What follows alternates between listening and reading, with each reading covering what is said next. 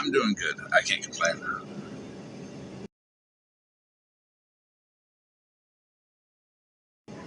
Hey, Deb. Hey, Riri. Right, groupie. I'll be talking about that.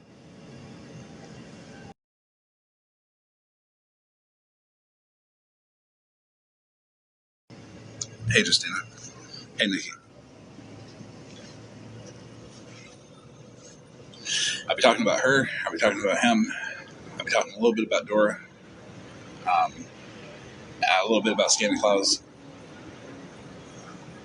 But I'm going to start with T and her husband. Hey, Karma. Hey, Mush. Hey, Jesse. How you doing, Deb? Hey, Joyce. Share it out. Hey, Harley. I'm a little bit under the weather, so don't mind me or my voice or any of that shit. Hey, Nikki. Hey, Artie. Hey, Ash. Hey, Poppy. Hey, Nins. Hey, Bitchiwish. How are you? Hey, Sheree.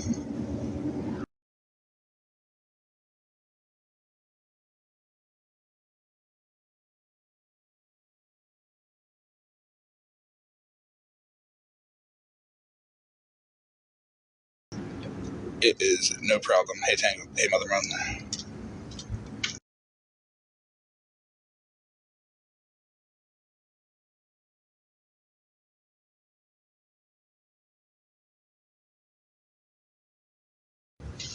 Hey, Rim.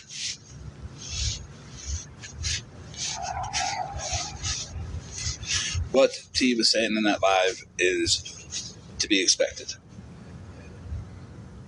I don't think T knows just how gross it is, though. Hey, Deanna. Hey, Snark.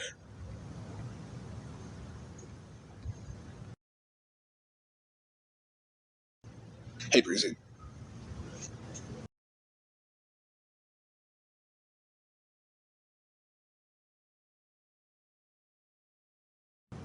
How you doing, Breezy? I'm going to start in like 2 minutes, so we'll give people time to share it out and come in. Hey, Mama T. Hey, Amanda. Hey, Alyssa. Yeah, it's disturbing, but it's normal behavior from T.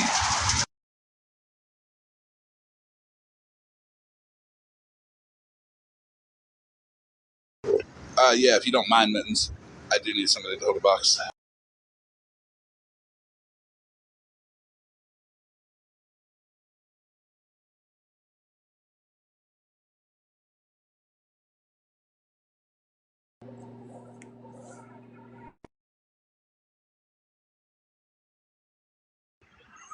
I appreciate it. All right, give me like 2 minutes, and then I'm gonna be back and start. Just share it out, everybody. Let everybody come in. We're gonna have the next 2 minutes be 2 minutes of silence.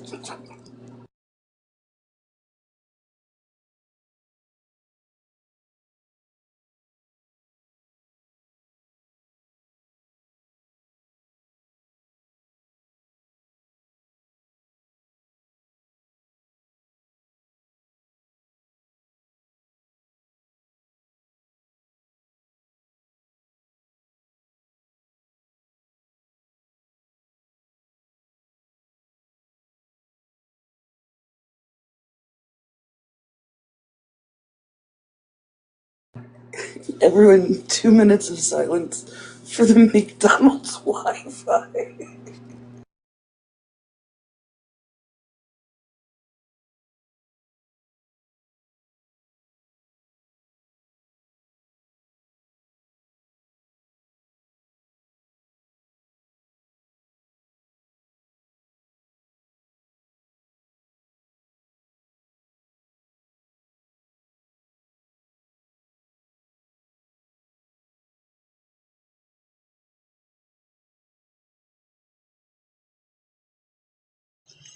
All right, I'm back.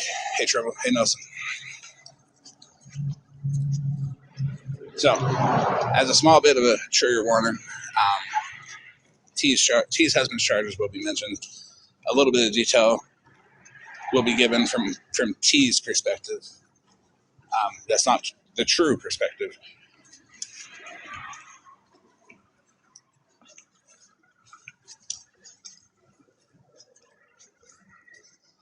So I have figured out how to request all the information. I sent how to do it to Mama Ash down there. I'm going to send how to do it to Gemini as well. And we're all going to request the information individually. That way, there's more than just one person that knows about it. And, there's no exaggeration from any side, from any person, because multiple people will have that information and be able to hold each other to the standard of what actually happened.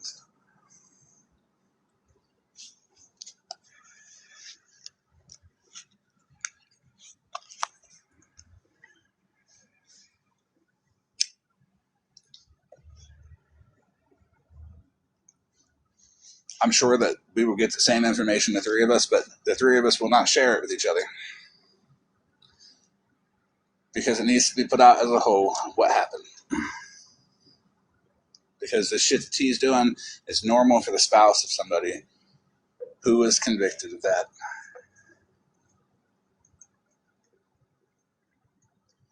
Maybe she was lied to. Who knows? But it fucks with her. Either way. Like I said, I'm a little under the weather, so don't mind me.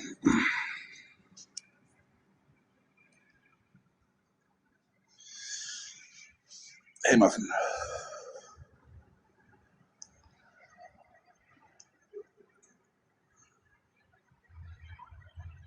So,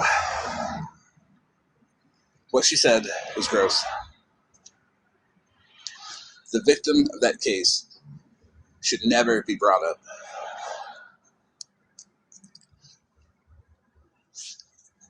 It's not about re-traumatizing the victim of the case. It's about making people aware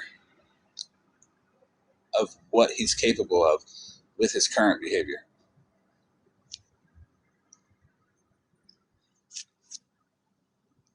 There's a big difference. If two men threaten each other, like I threatened to slap Viking, Viking threatened me, it's not a big deal because we're two men. We can handle it. It's different when two women threaten each other. They're two women. They can handle it. It becomes a problem when a man violently threatens a woman. And it's also a problem when that man throws out SA threats as well. It becomes a bigger problem when that same man has those charges and convicted of those charges that he does have. Some of you may have tried to look it up, but Wichita County, Texas does not digitize any court case prior to 2004.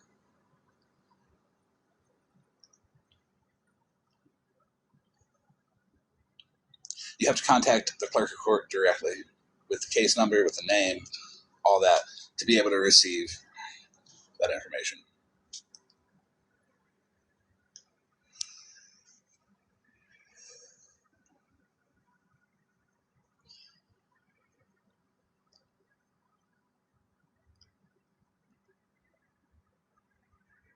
And for anybody else that wants to get it, contact the Wichita County, Texas District Court. You got to contact the criminal division. You can find it. It's located in the Wichita County Courthouse in Texas. You can call them, but most likely you're going to have to email their request. If you're close to there, you can drive. You can get an in-person request too.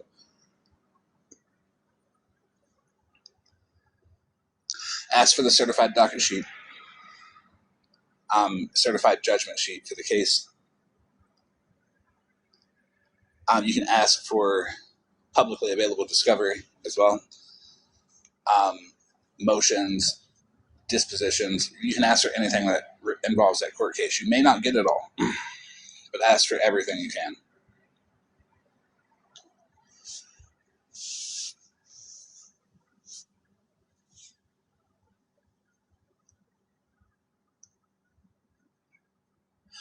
Anybody's allowed to a box too.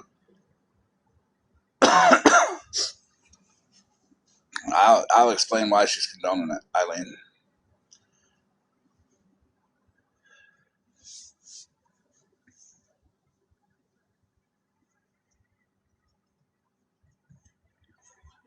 Hey, Becca Lynn.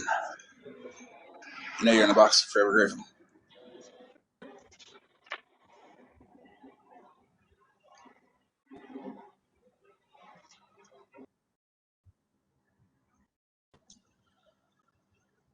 So Gemini does a good job with their research.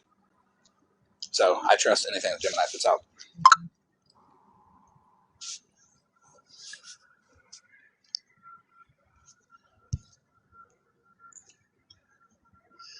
Gemini doesn't find something and throw it out there. There's some backing stuff, and they cross reference. They do their thing, and they do it well.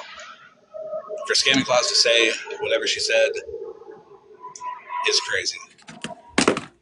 You're crazy. I'm dropping the scissors. Hey, Reg, you know you're in a box? No.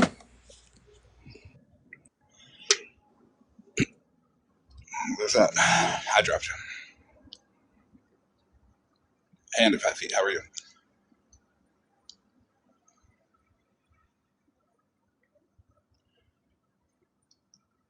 So, where some people might get confused is the 97th district in Texas has changed.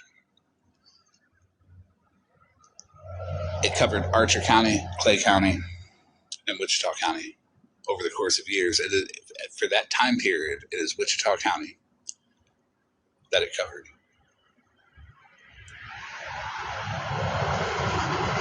It was a multi-county Texas felony, meaning it did not just happen in one county in Texas. That case happened in multiple counties. It was charged in Wichita County. So any excuse that T gave is invalidated by the fact that it was a multi-county Texas felony.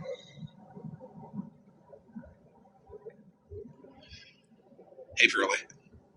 The fact that T said that he was charged with kidnapping because he took somebody to school, that is not the case.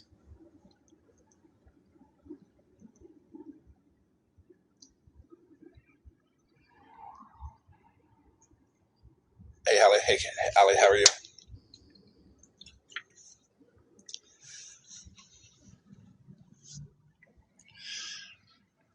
What's a lie?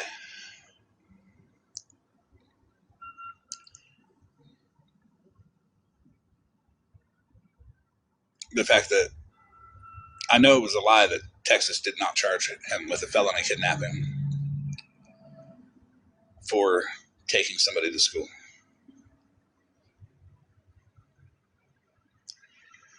Hey, Jen. Right. Well, she is his spouse.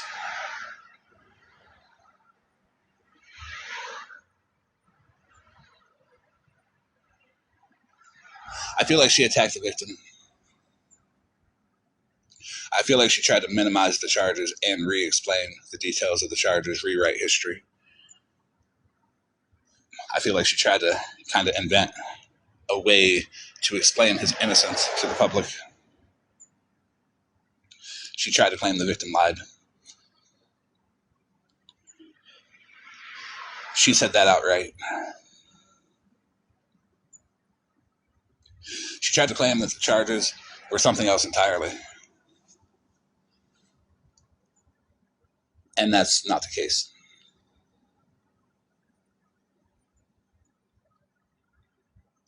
So, when you're a spouse to somebody who has done something like that after the fact, if you're with them when they do the crime, you'll defend them because of survivor's guilt and all that.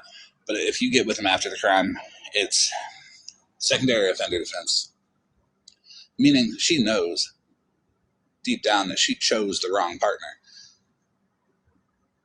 The victim is proof that she chose the wrong partner, that she chose to get with an evil individual who is capable of doing the things that he did.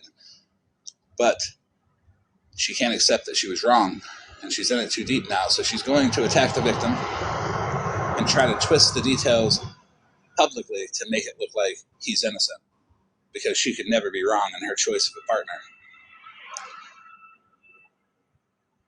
Yeah, she wasn't with him. I said if she was with him, it would be survivor's guilt. But she said it was a 15-year-old. Yes. Trigger warning.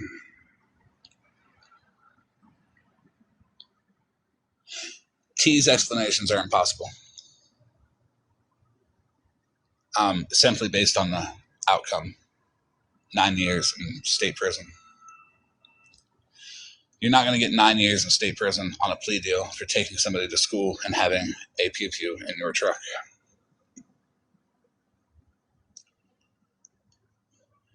Can anybody make sense of that to me?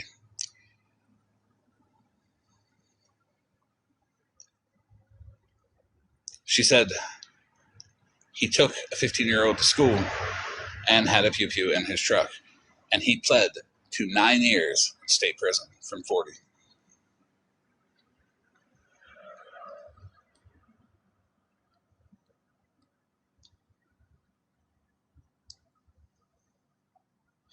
He was charged with aggravated kidnapping. And, well, under Texas law, you cannot be charged with that for taking a teen to school.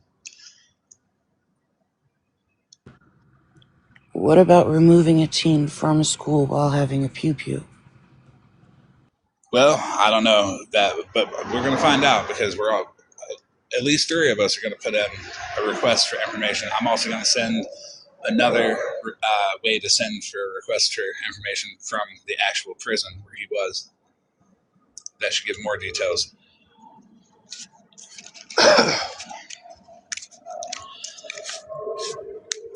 Yeah, everybody taps, send your populace, heart me's, all that good stuff.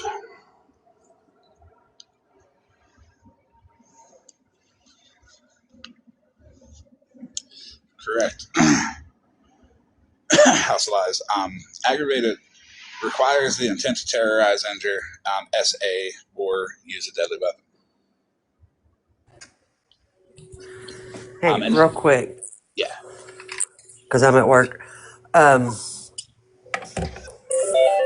damn it.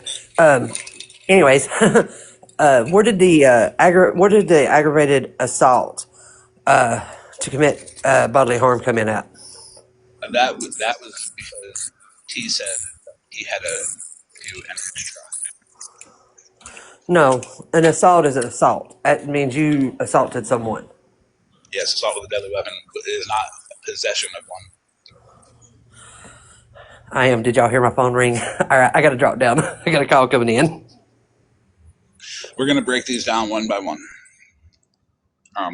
But first was the kidnapping. The kidnapping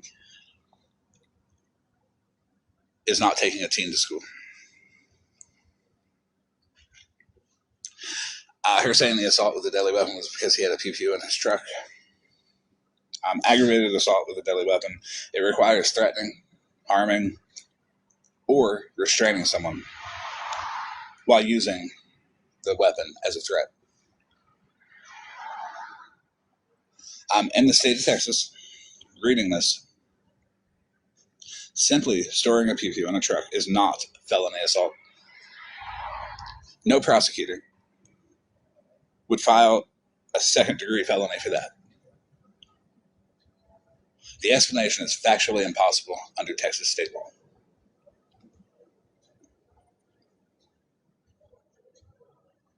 Her claim that there was no SA.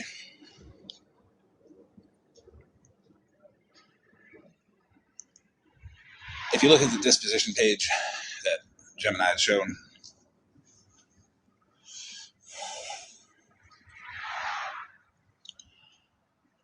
there's aggravated SA, felony 1 twice. He was charged with it. The disposition page shows a guilty or no contest plea. The jury trial was waived and a conviction entered and a 9-year state prison sentence. If you plead guilty or no contest and receive 9 years on a plea deal, the explanation that nothing happened is not credible.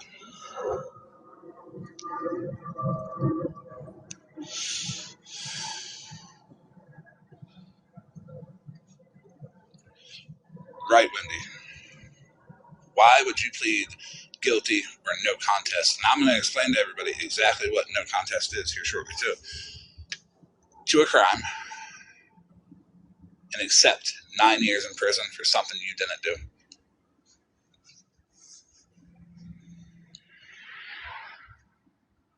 If you didn't do it, you're going to fight it in a jury trial.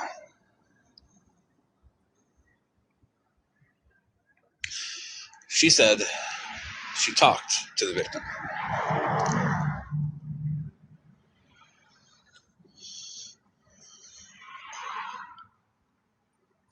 And she said when she talked to the victim, she felt like the victim was lying.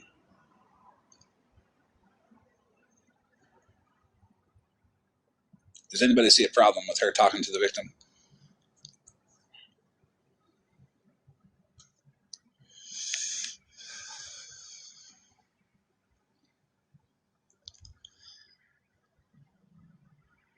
No victim of a major felony should ever meet or talk privately with the offender's spouse. Ever, under any circumstance. No matter how far removed they are from it, how many years go by. It violates victim safety protocol. Because even the spouse of the victim needs to respect victim safety protocol. The victim could be reintroduced to the perpetrator through the spouse.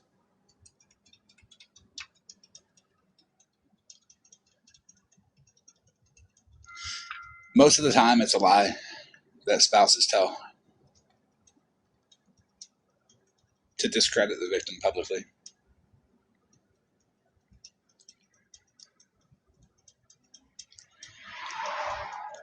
And so it's really just to reduce the social consequences of what her husband did.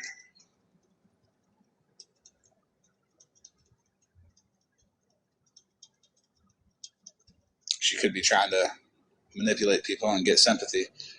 Oh, the victim lied, so some people might believe her. I don't believe her. I believe the victim. 2 counts of aggravated SA, assault with a deadly weapon, and kidnapping. Bougie's gonna switch spots with me. What'd you say? I'm gonna drop down. Bougie's gonna come up. Okay.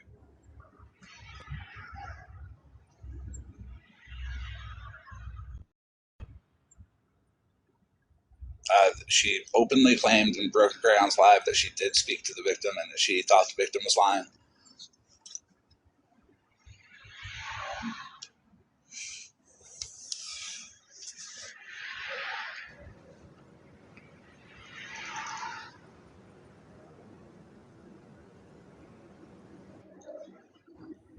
No. Yep.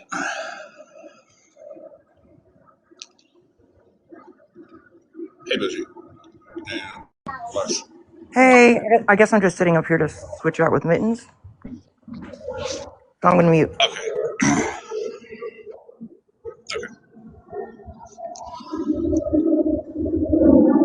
So, the fact that she blamed the victim, it says a lot. And it's disappointing that she did that. And I told her, hey, what if he lied to you?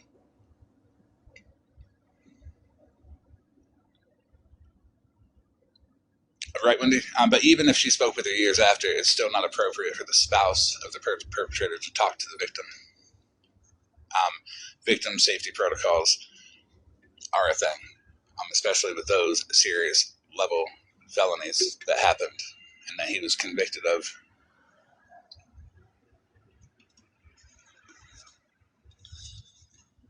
Yes, that is what T said.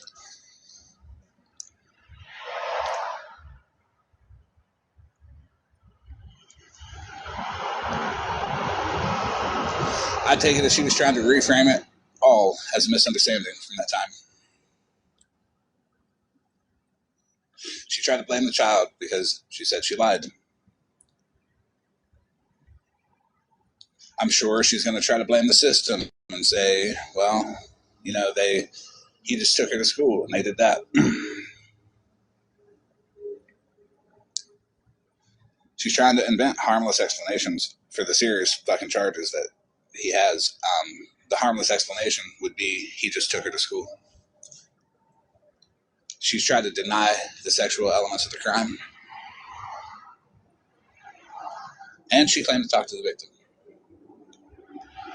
And then she tried to use talking to the victim as her justification for denying what happened.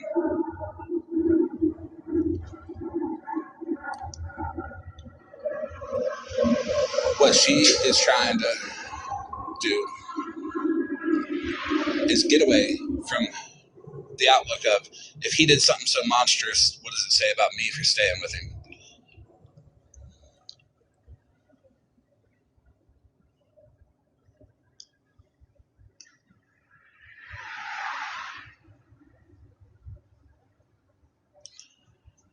And that's what she thinks that everybody is looking at her and saying. Personally, if that's your husband and you love him, go for it. But don't expose him to innocent people on the internet with his threats and the shit that he still does.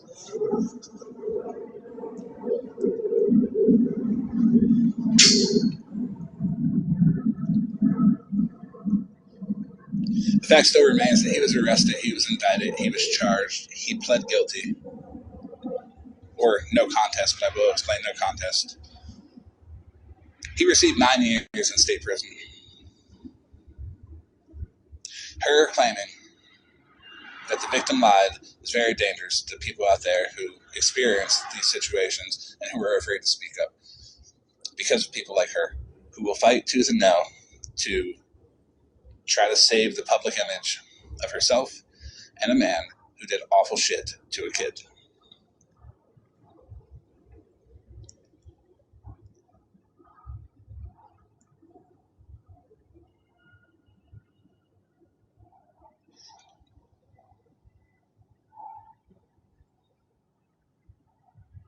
It's on the level of Petty and his son, and what Petty did.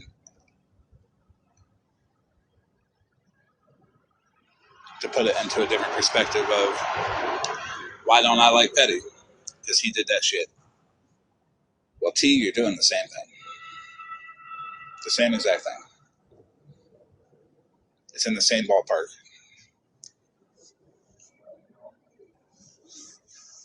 You're taking the victim of a crime and you're pointing at them publicly saying, no, it was their fault to save your public image. T has to make her husband innocent because she knows that she herself is a monster for being with a man and condoning that behavior.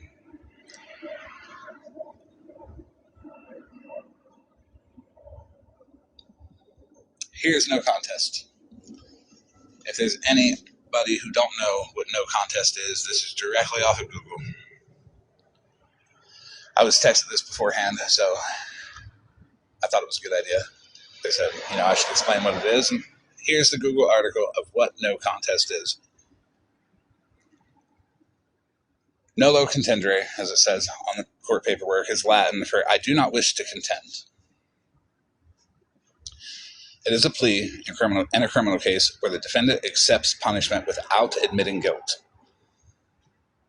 It has the same effect as a guilty plea for the criminal, but the case cannot be used as an admission of guilt in separate civil lawsuits stemming from the same incident. This plea requires the court's consent and waives several rights, including the right to a jury trial. How it works exactly is it's an acceptance of punishment. By pleading no contest, the defendant agrees to be convicted and sentenced as if they were guilty. There's no admission of guilt. The defendant does not have to admit to the facts of the case. That does not mean that the facts of the case are wrong. It means that, hey, I plead the fifth. The facts of the case are the facts of the case. If the facts of the case were wrong, you would fight them.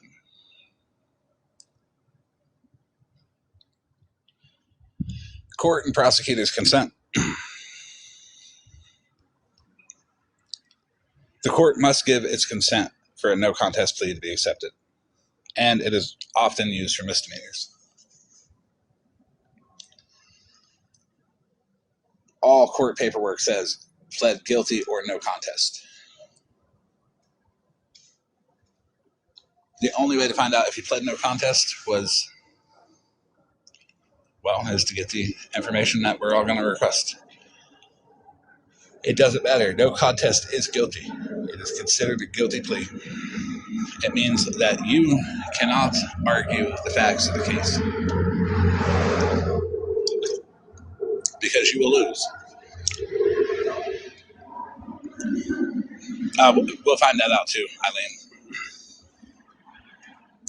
With the cases in Wichita County, Texas not being digitized prior to 2004, it just takes a little more time and contacting the right organizations. Going to do the clerk of court there, and also going to do the Texas Department of State.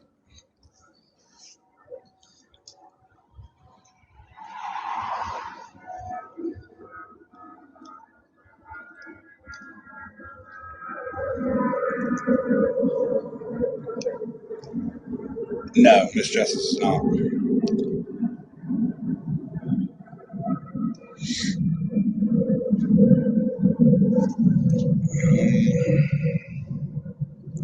Well, it came out because it was put out, and she admitted it.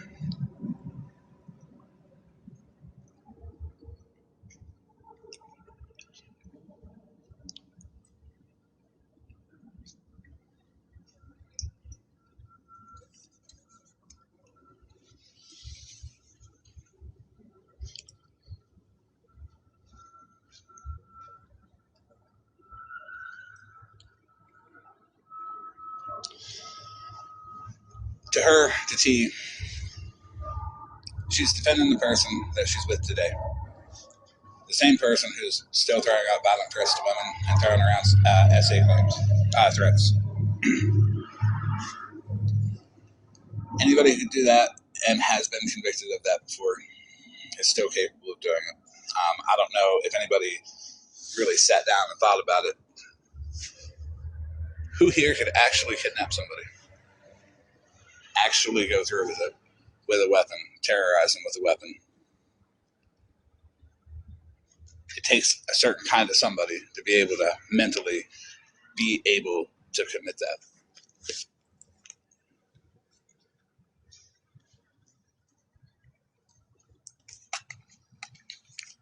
Normal human beings are not able to perform acts like that.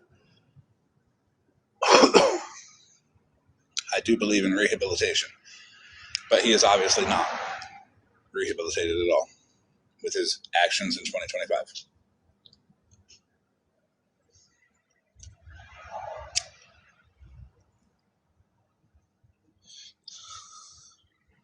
It's possible that she only hears his version of the events. He's not trustworthy. It's more than likely she's adopted his version and she's taken on his narrative because being with him, it becomes their shared identity. She probably feels like she's got to protect what they built within their marriage and relationship. She definitely feels threatened by anybody that challenges her on that. Did anybody hear her sigh when Broken Crayon said, "Hey, Florida man"? She let out a hell of a sigh. She dropped when I got in the box the first time. Yeah, I get a clip of that.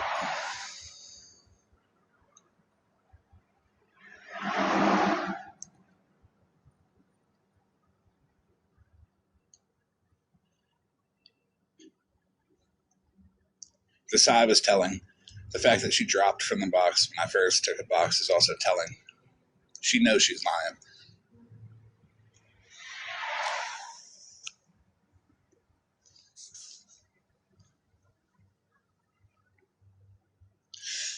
She has to defend her choice of partner, her public perception, her public image, her judgment in picking a partner, and the life she built around her partner, as well as the life she wants to portray on the internet. She's going to say anything, no matter how gross, to protect that, as she did in Broken Crayons Live.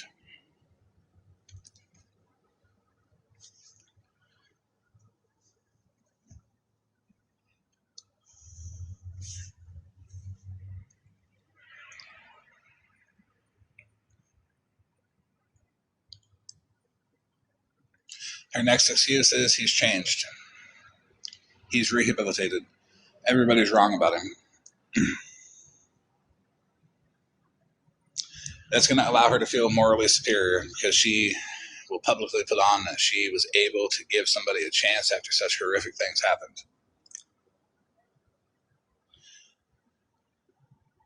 She's going to try to put on the front that she rescued him and helped him rehabilitate.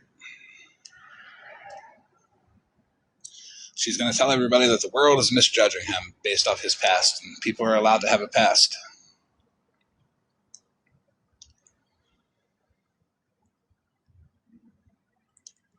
She's going to push it to everybody that she's the only one who really truly understands him. And all of that is to just make excuses and get people to stop talking about it. But the fact that in 2025 he made those threats, all of them, violence and SA, it shows that he's not rehabilitated.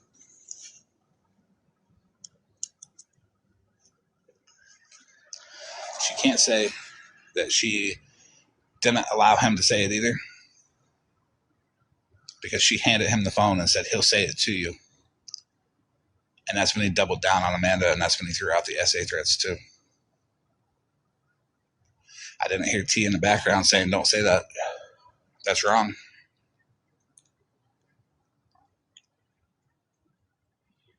From 2009, well, from 2001, when he was incarcerated, to just last week. It's been a long time. The chance for rehabilitation was there.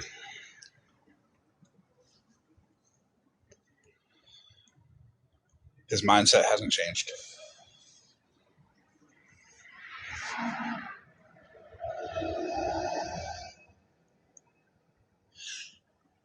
If she ever admits that his ongoing behavior is wrong,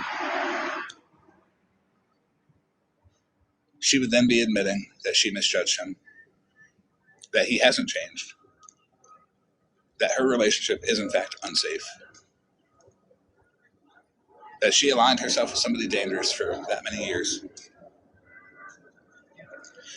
And she's defending a man whose actions align with his past.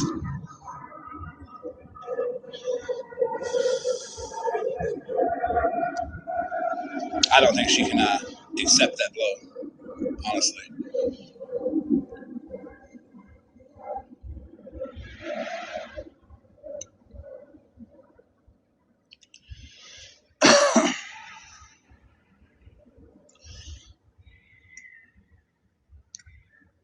Right, Nikki?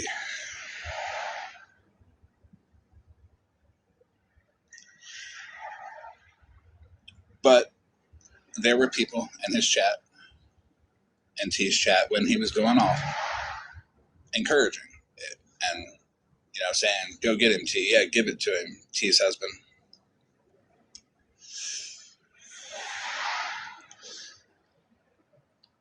The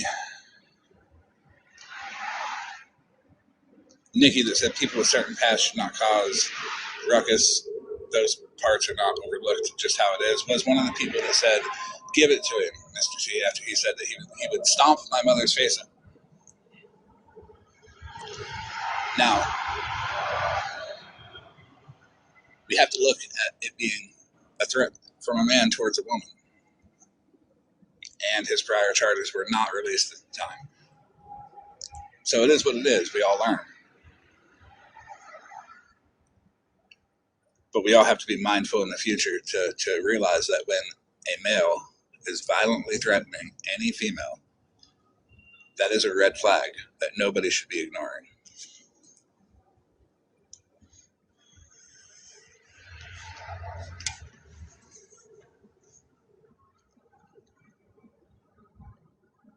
Nobody should ignore that.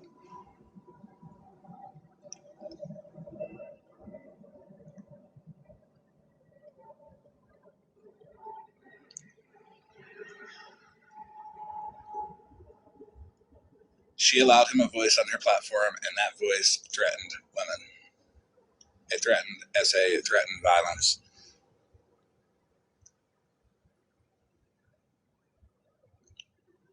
She knows he's not rehabilitated. She knows he's not changed, but she can't admit that because then it would ruin her public image to herself, because then she would have to admit that she has been wrong for all these years.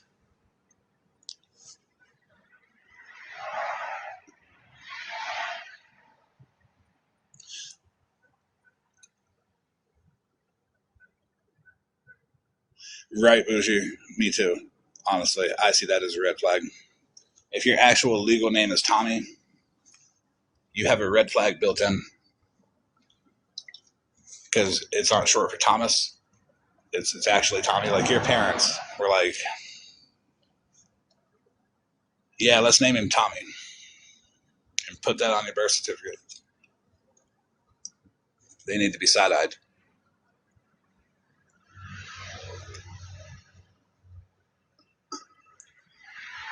I don't know if he hates women, but I know he's got some deep issues where he needs to feel dominant.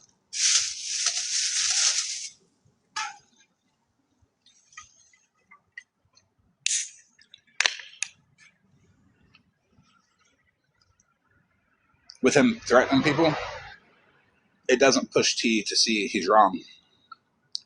It pushes her to deny his behavior further because now it's out in the open.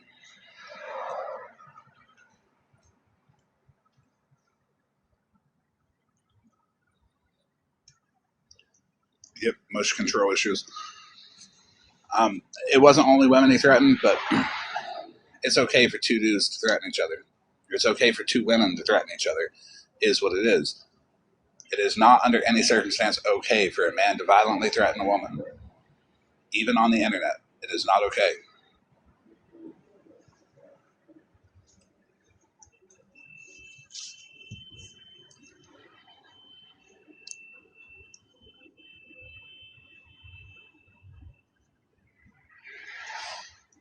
T is trying to rewrite the past, minimize his actions, and rewrite the representation of what it was to today's audience.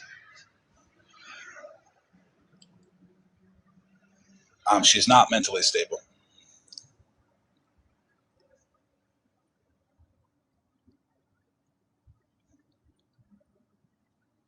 I don't know, she's not mentally stable because she blamed the victim. That's the first sign that someone is not okay.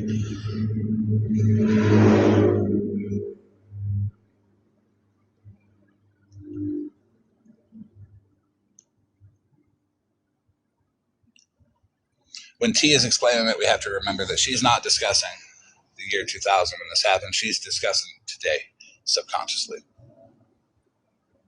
It's something that she never wanted out. So she's going to blame other people. As you see her blaming Rem for knowing, which Rem did not know.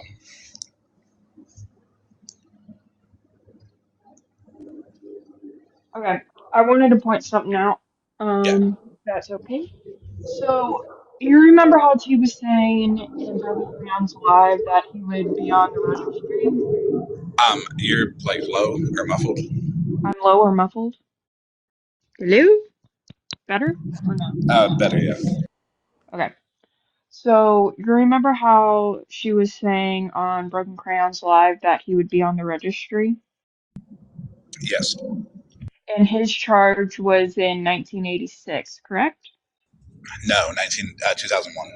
2000. Okay, 2000. Okay, that's why I was asking. Okay, never mind.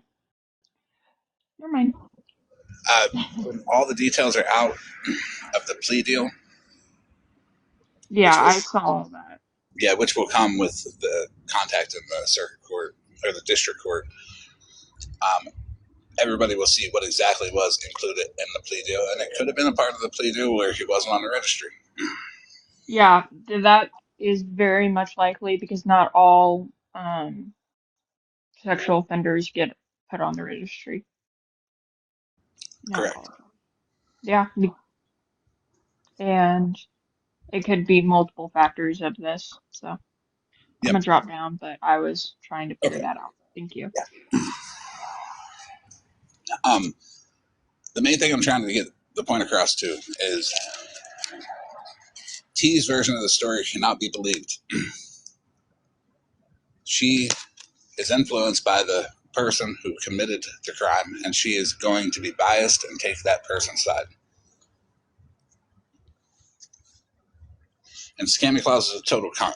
Nobody gives a fuck about her opinion at all. It's been wrong how many times now?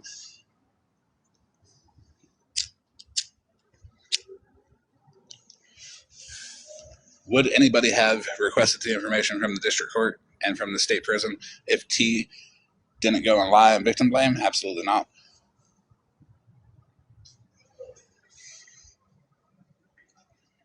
Nobody is misrepresenting facts of any case. That's why it will all be requested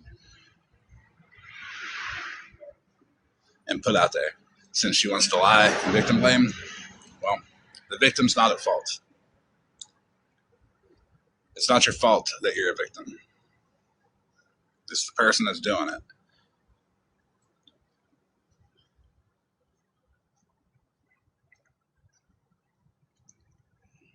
And I think it's fucking gross that she blamed the victim. Sidebar really quick. Some RSOs can only be on the list for it's 10 years. I know that because my DBX was also on the registry, and I didn't know. So, Well, for his charge, it would have been lifetime. oh, okay. Because hers was 2 counts of communication with that for moral purpose and an essay. Aggravated essay, 2 counts of it. 1 count of it puts you on for a lifetime. 2 counts of it. That's why the facts of the case have to be requested directly, and T's version of events cannot be taken as fact because she was not there for it. She was not with him while he did it. She was with him after his prison stint. So she is influenced by his narrative, and she latches onto that to protect her image. Yeah, I was just thinking because she took a plea deal to only do 10 years. So that was just my other thought about it. But I do Yes. agree. If being devil's advocate, he could only know his recount of events, uh, not the actual truth. There's a possibility. Well, you can't speculate. Nobody can speculate what happened. All we can do is go off of facts. And the main fact that everybody needs to really understand is you cannot blame the victim Mm-mm. for being a victim. And that bitch did that shit in Broken Crayon's life. Yeah, It's, I know. I it's a saw that. big, That was big red flag. huge. Where's the red flag guy? Girl. But yeah, I'm gonna finish this and Yeah, I'm gonna drop down. go to the Do next some point. side. Nobody speculate. Do your research on Google, please.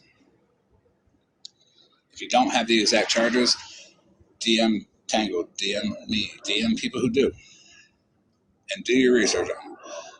Don't speculate facts of cases that aren't requested yet or that aren't enhanced. As soon as somebody gets them, we will put them out there. Someone will. I'll probably give them to Tango to put them out there because Tango does a good job with that.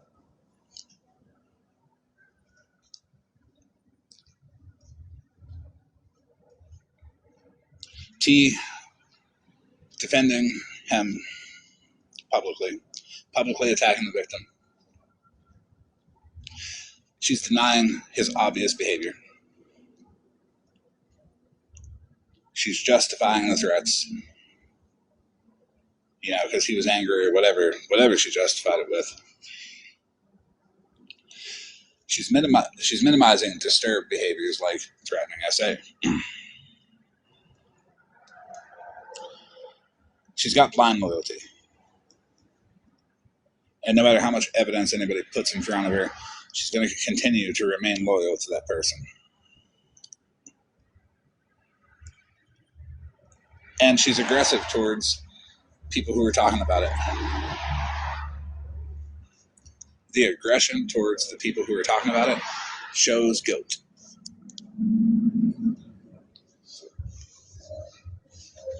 By contrast, how aggressive have I been towards anybody saying anything about me?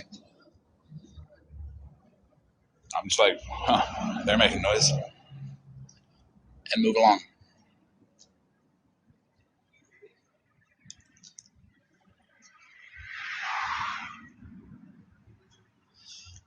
Not only is she trying to save her public image, if she can't save that, she'll use the public defense of him to show her loyalty to him directly.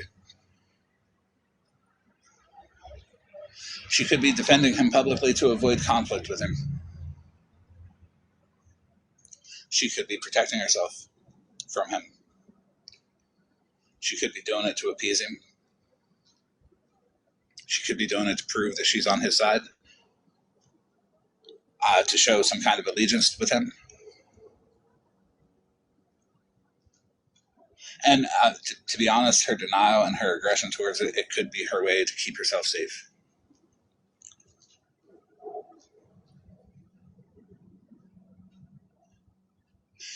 And to be fair, her attack on the victim could also be her way to kind of survive that relationship. So we don't really know her full details either. And this isn't just a bash T session. We have to look at it from both sides. And what's a possibility?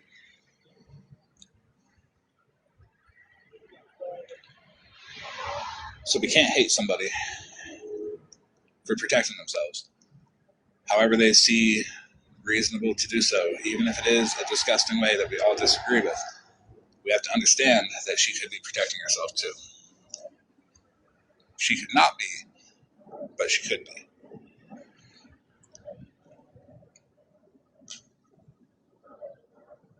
Right, Rum? I have to throw both sides out there, though. I do. And I can't just be like, she could be doing this to protect herself and then move on.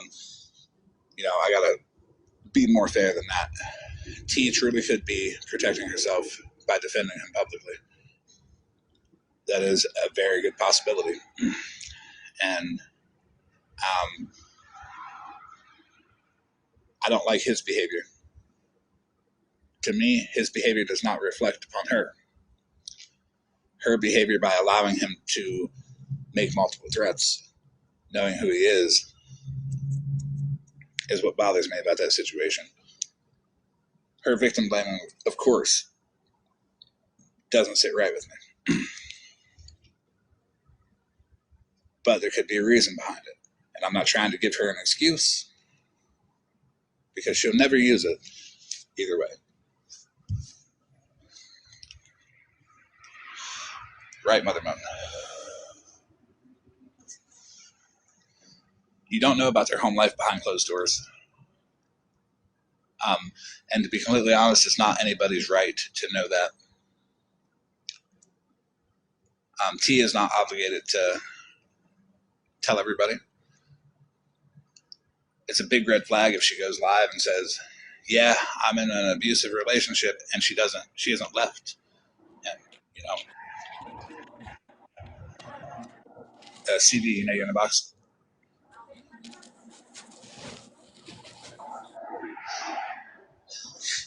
What you got up there, Bougie? Or Trouble?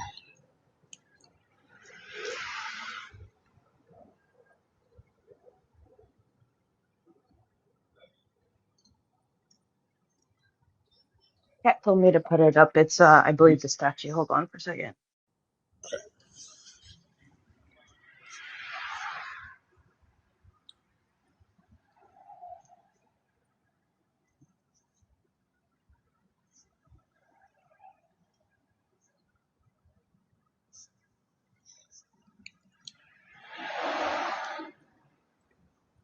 But there's another side to the coin. There's many, many aspects of this that need to be looked at. It isn't just this or that. There's the other two. It could be she's codependent. It could be she's emotionally fused to him. Her need to fix it or defend it. She's sacrificing her own reality for his made-up version. She's rationalizing dangerous behaviors. She's surrounding herself with delusions to avoid reality, to avoid abandonment, too.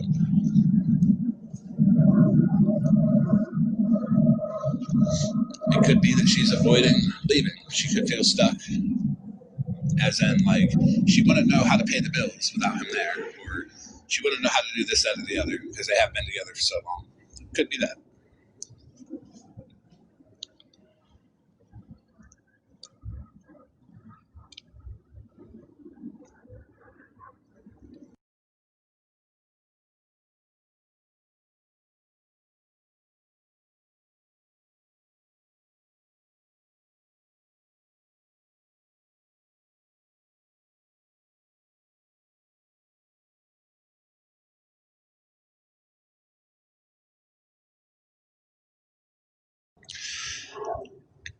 Yeah, people can get off of the registry, but that will be known when we get the information. Because if the plea deal says that he must be on the registry, that means he went through the deregistration process at some point. That plea deal will say whether he was required to be on the registry or not.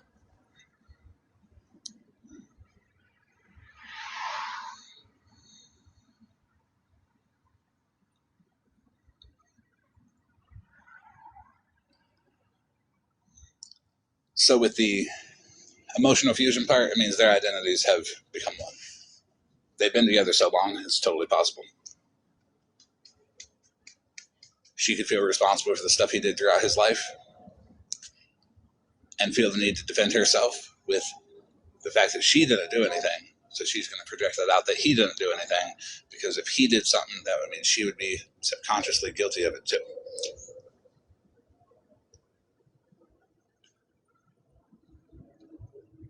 To avoid abandonment, she could be defending him because she wouldn't know what to do.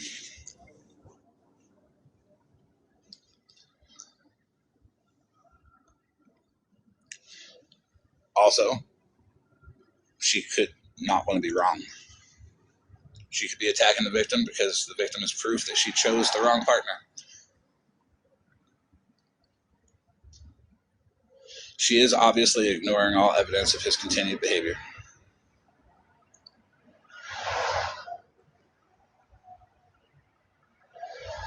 None of it is rational thinking. If she can erase the victim, discredit the victim by attacking the victim and by blaming the victim, then, well, she can take that and just exit out and then feel justified in her mind that she's just as innocent because she's proven him to be, which she hasn't proven him to be. The court's proved him to be guilty.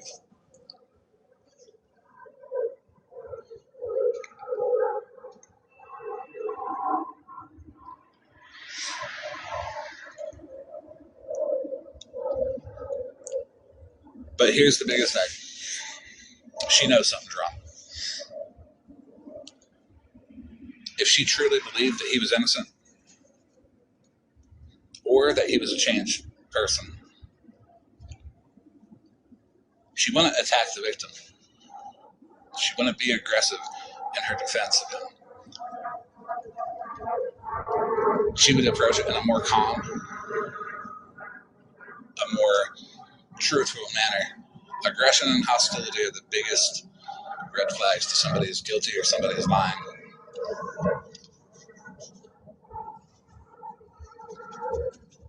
And I'm not just saying that because I'm calm all the time.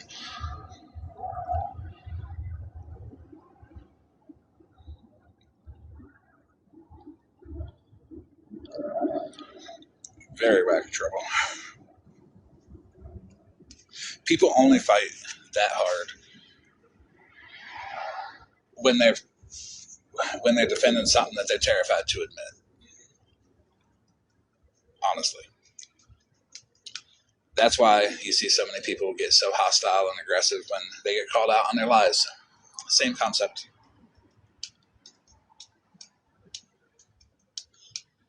We all know she sees the same traits in him today as were the charges he was charged with back then. We all see them too, because we've all heard them. A lot of us were there for him.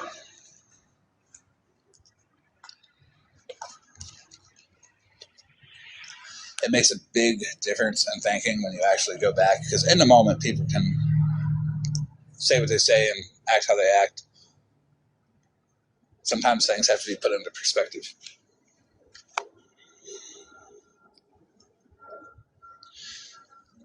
I missed most things today, Monster. Yeah, Rem, but you're not defending anything.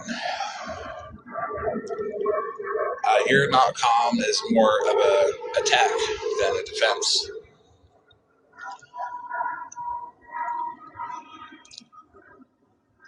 And that's really what makes the difference. When you're aggressive and defending, you're probably guilty. When you're aggressive and attacking, that means you're passionate about it. And you're probably telling the truth.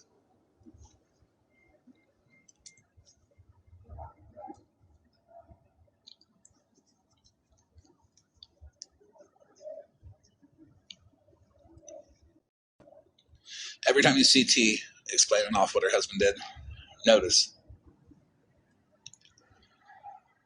that she's fighting reality with aggression and denial. And you can't fight reality with aggression or denial because people accept reality for what it is. The more aggressive she is, the more she denies it, the more there's a piece of paper from the courts that said he did it. Not just that he did it, but that they sentenced him to 9 years in prison for doing it. It was a plea deal. Nobody is going to accept 9 years in prison for something they did not do on a plea deal. It just doesn't work that way. What's up, Monster? 9 years. Full 9 years.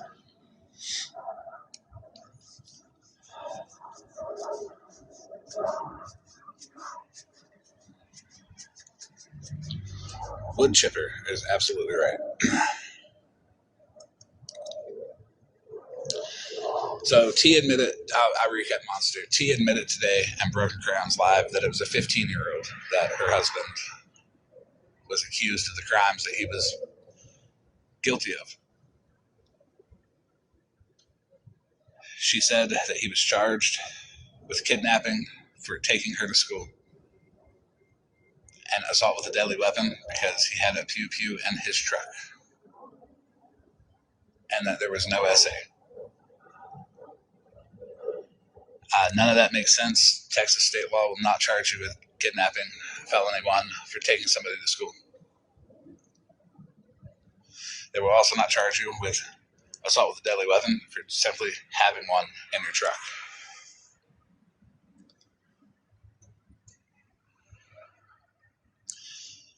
Nobody is going to accept a plea deal for 9 years in state prison for something that they did not do. They will take it to a jury trial.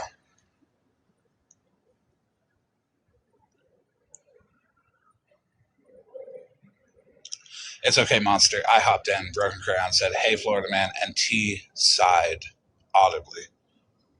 It was the most validating sigh ever because she knew she was fucked. And I took a box and I told her exactly how I felt. And apparently a lot of people felt that way too.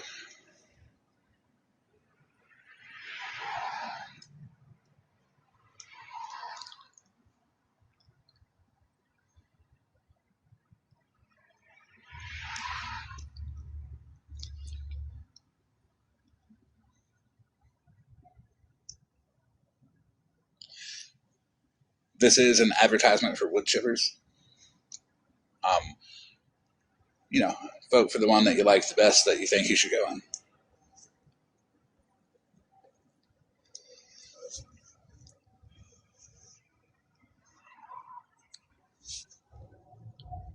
Men who make violent threats to women, sexual threats,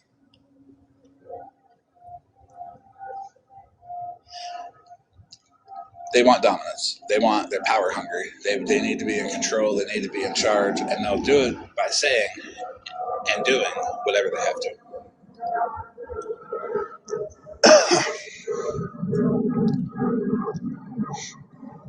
They use intimidation as a tool. His assault with a deadly weapon, that's intimidation. You don't just like wave a pew pew at somebody to not intimidate them, because at minimum it had to be that. It isn't just possessing. It has to be used to intimidate somebody or to physically harm somebody. SA threats are seen as displays of dominance. Like someone will come and physically do that to you because they can, and you won't be able to stop them, is the idea behind a threat of SA. He has no fear of consequence for his statements.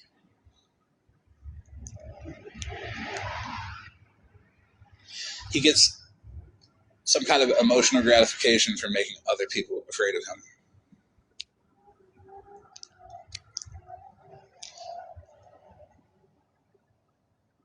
He doesn't get defensive publicly, but I guarantee you he's getting defensive of T, and that's why she's hyper defensive of him online. He probably sees himself as somebody who is better than everybody. And he has no empathy. If he had any empathy at all, he wouldn't have his partner defend him and victim blame. He would feel regret. He would have some sort of remorse. He would feel bad that he did that to somebody.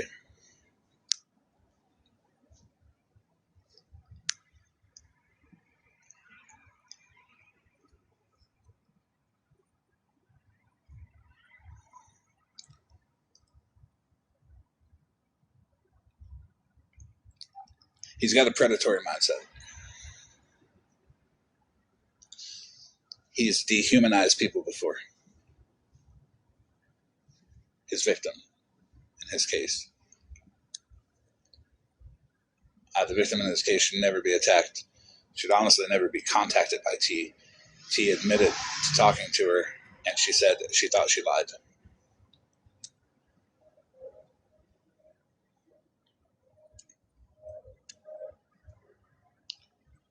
There's like different levels of responses when people get angry. Most people yell or throw an insult, but they don't jump to great threats immediately. They don't degrade people sexually, and they definitely don't threaten violence immediately as well. Hey lady, how are you? He's got a very sexually aggressive personality. Because he doesn't say shit online unless it's insulting people. I've never personally heard him online saying anything other than threats of SA and violence.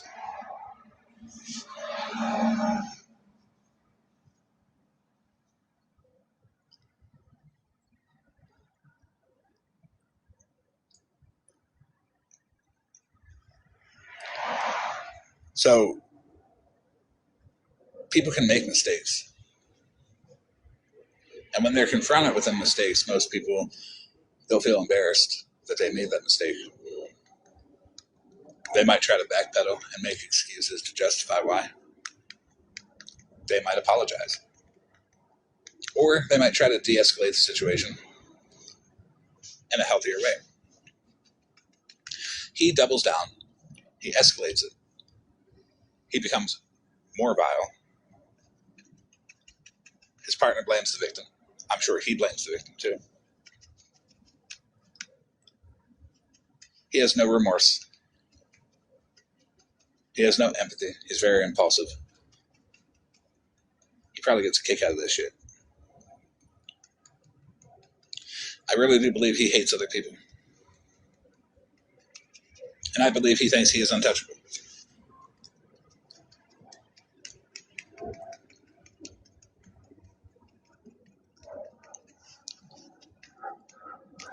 He does probably hate. I wouldn't say he hates women. I just say he hates other people in general. Anybody he feels could threaten his position within his own mind. So he has to be the dominant one in his own mind.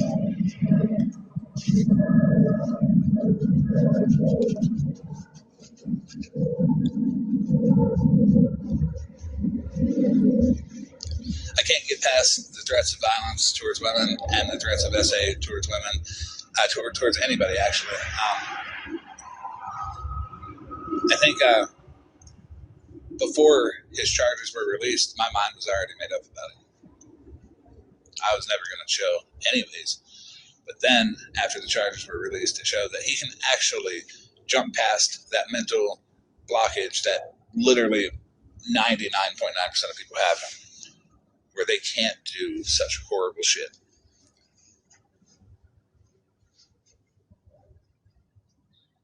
To put the mental blockage into a more relatable thing, you ever been in the store and was like, man, I could just put this candy bar in my pocket, but that little thing in your mind says, no, bitch, you got to pay for it.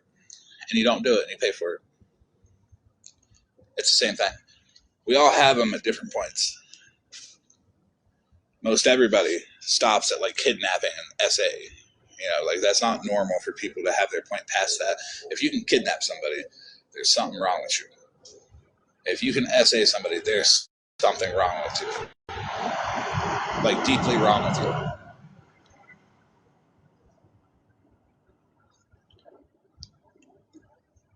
Your conscience. There we go. I don't have much of one. It's chilling over with stuff that I don't do.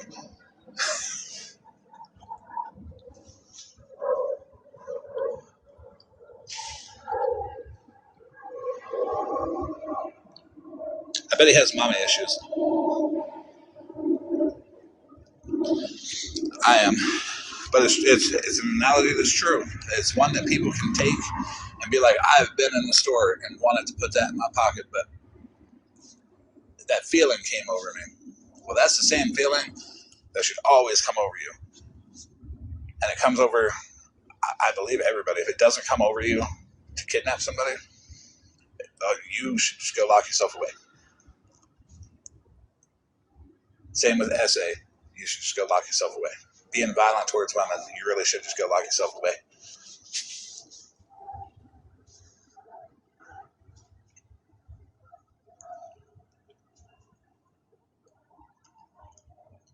Red said, has anyone checked on Broken Crayon?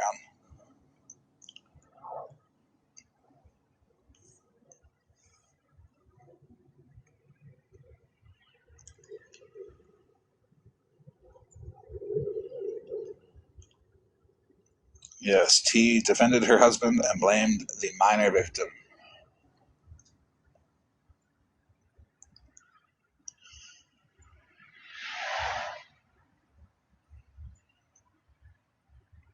Now, to be fair, people asked me if the victim was a minor. I said, I don't know. I'm going to assume it was an adult. But T confirmed today that it was a minor victim, and that is one thing that people who are recklessly defending monstrous people like that do. They put out more details.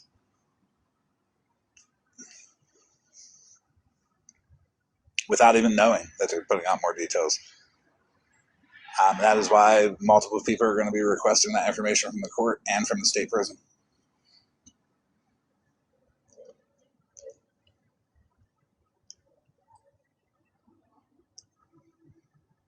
15 years old is a minor, no matter how you look at it.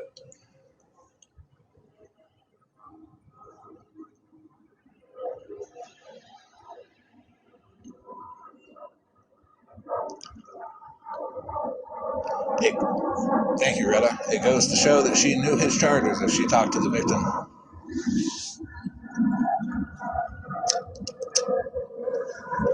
Why would she ever talk to the victim?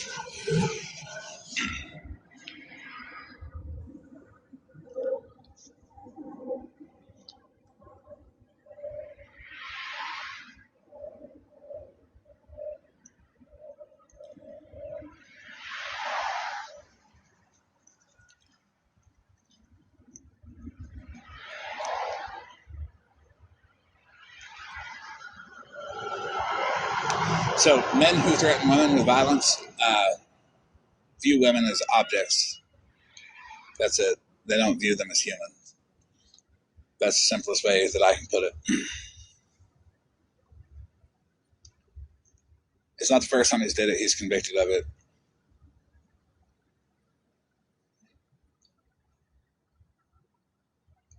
The fact that he thought kidnapping somebody, and he felt the same as some people who can steal a candy bar from the store did it. He viewed that person that he kidnapped as nothing more than a candy bar from the store.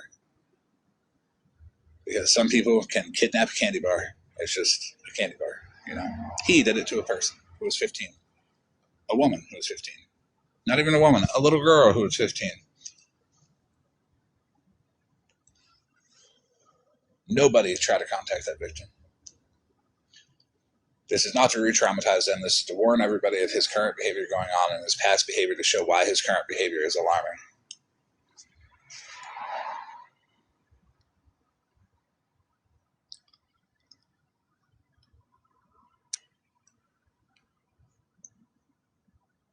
He didn't like that he was being checked on threatening Amanda, and he escalated. He doubled down on it. He threatened to say, it's performative dominance, the performative shit that I be saying that is like really weird. That's all it is. He's acting like he's dominant while telling people to pull up. Ain't nobody gonna pull up.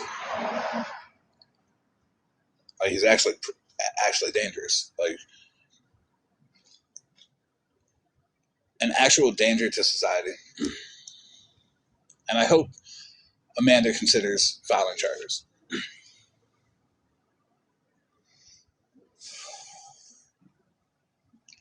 If she doesn't, that's her choice. But I hope she does consider filing some kind of charges against him to prove a point that he cannot be doing this. But I will, whether she does or not, I will still talk about it, and she should not have been threatened.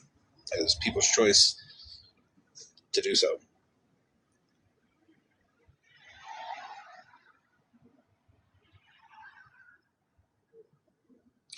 The SA threats means he sexualizes power, which is probably the SA charges too. He views being able to do whatever he wants to somebody, including sexual, puts him in a place of power with them, as his threats try to do. He sexualizes humiliation too, because, well, he feels powerful when people are humiliated. And he sexualizes dominance over women because of his charges. It's not a healthy person.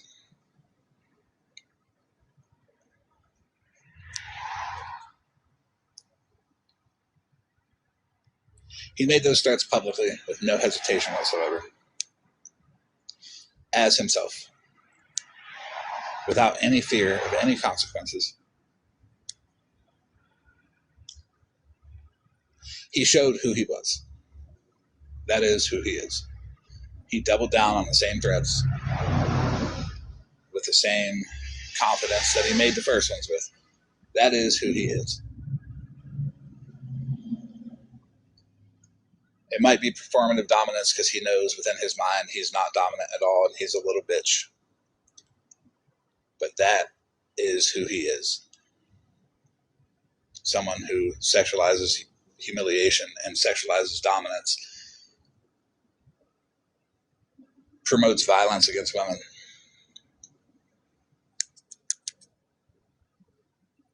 Hey, Monster. I didn't want to interrupt you if you were in the middle of talking still. No, you good. I can finish after you be done. I just want to say this, like, at this point, I think that we need to be checking paperwork because I'll be damned if this happens again. I think that people need to remember that some of us adhere to a code. God damn. Feel fucking nauseous. Like, you know that where I was, I would see people get fucking for less, right? Right in front of me on the yard. This is fucking not okay. And T, for you, fucking unblock me and summon me while I'm at work after blocking me because you had an issue with me having an issue. Get fucked, bitch. I'm dragging you all over this app. You fucked up, bitch. People say, don't look people up. I don't give a fuck. I'll look a motherfucker up quick. It's not to do anything weird, but if you got any charges like that, yeah, I'm gonna say it. I don't look the people up around me. And there for a little while, T was around me, but even after, I was like, fuck all that. I still didn't look them up. But yeah, look people up. It's encouraged. People on this app be fucking playing characters and shit, and it ain't who they are.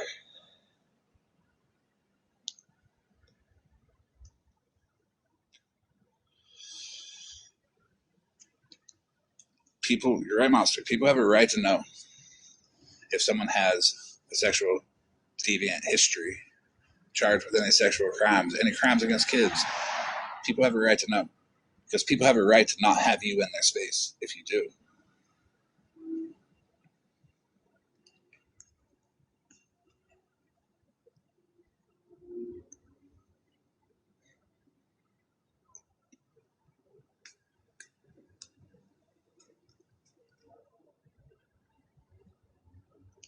Well, being a victim of one is not the victim's fault. But there are people that are on this app, and it's happened countless times, where everybody thought they were a good person, and then boom, there's them on a registry. And it creates negative feelings because people will find out. It doesn't matter how good you try to hide it. It doesn't matter.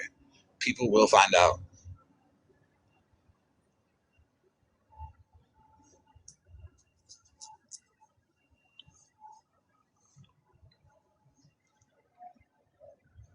Right.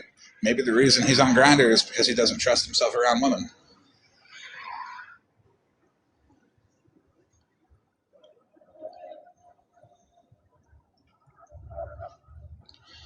And people like T's husband can slip through the cracks of not getting looked up.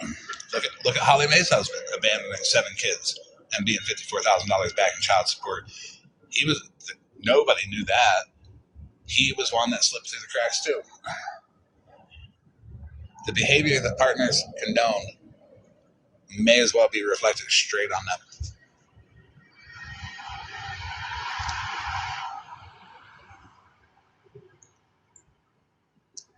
And T defending that as viciously as she's trying. And when I say vicious, I mean it's disgusting when she blames the victim.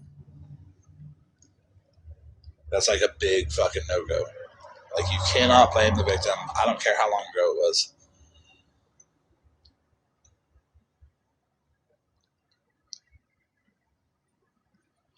Moshe may be right. He may have enjoyed his 9 years, and that's why he's on Grindr. Might have opened his brown eye to a new experience. Who knows?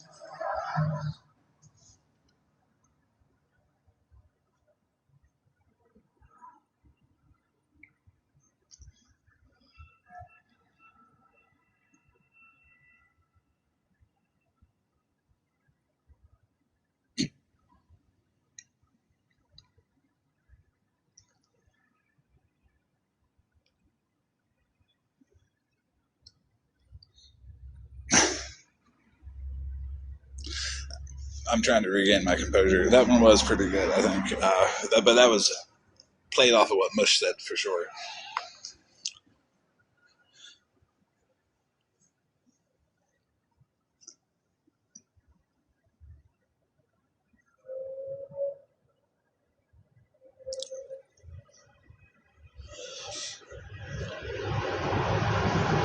Anybody who's worried about being looked up should be looked up. I'm just saying. You know, if someone's like, don't look me up, look that motherfucker up. Do a deep dive on them. Find what they're hiding.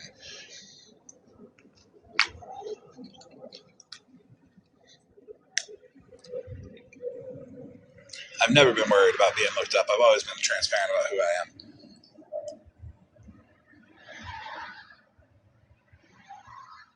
There we go. Had to reverse that image there. Being on TikTok, you got to play the opposite game sometime.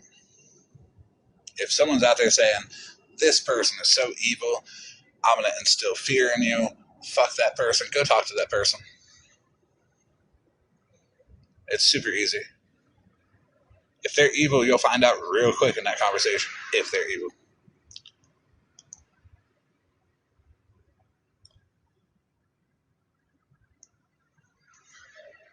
Don't listen to people blindly. I tell you all the time, if I put receipts out, don't believe me. Do your own independent research.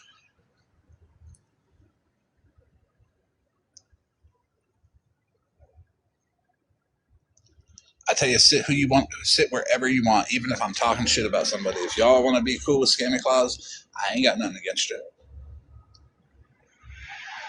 I'm still going to call her an old dusty cunt, but hey, it is what it is.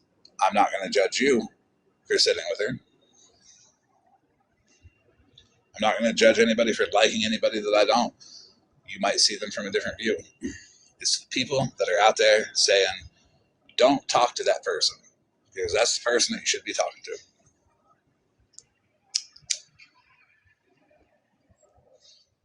It goes into the whole building an echo chamber.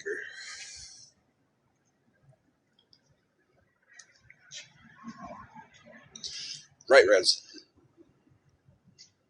If I don't like somebody, there's a reason. And whatever that reason is, I'm confident they'll show everybody else. I don't need to stress, stay away from this person. I want you to go experience that person for yourself.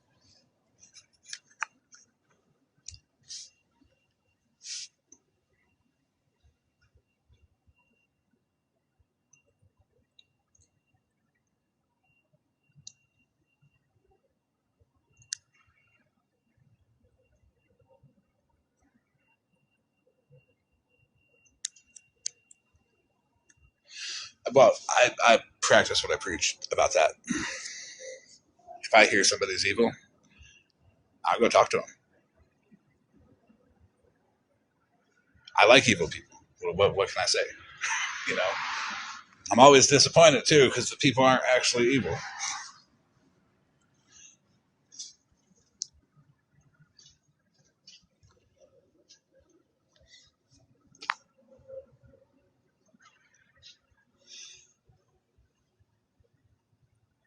Who's Truth Talk OG?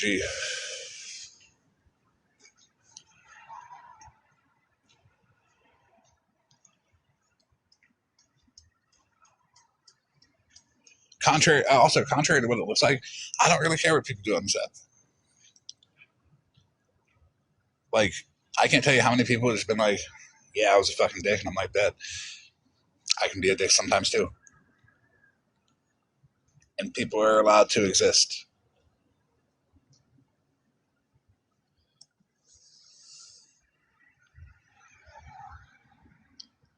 Notice all of my conflicts come from people lying. If they would just be like, yeah, I'm a piece of shit, I wouldn't have any argument. That's why Southern Pride, that's why I never went after her. She openly admits she's a piece of shit. Where's my argument?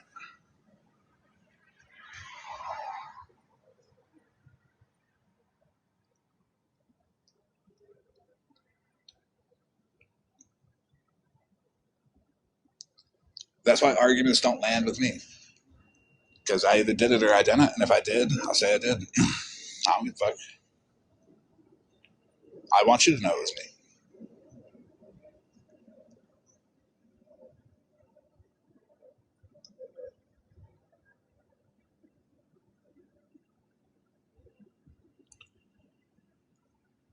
Don't fight in the comments now. I don't know who's fighting who.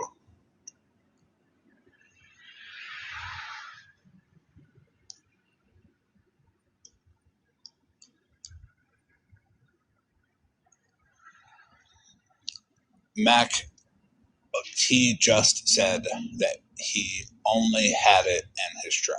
And now she's saying that he pulled it on her. Her story doesn't align with her story 30 minutes ago, an hour ago, however long it's been. How can somebody's story change so drastically in that short time? She knows she's lying.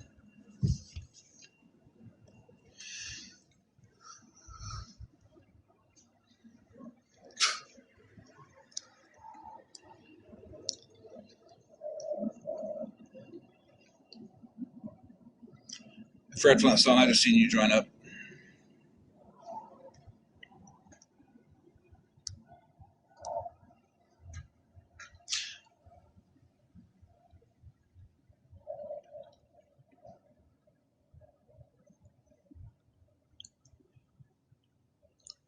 It's a plea deal. It consolidates the crimes. They'll knock charges off and not technically convict people on a plea deal. But if you were truly innocent, you wouldn't take a plea deal. Go ahead, but watch me get charged with 4 things and one of them be SA, and I did not commit the SA. I'm going to trial to disprove that. I'm not taking a plea deal. If I am innocent, I am not taking a plea deal.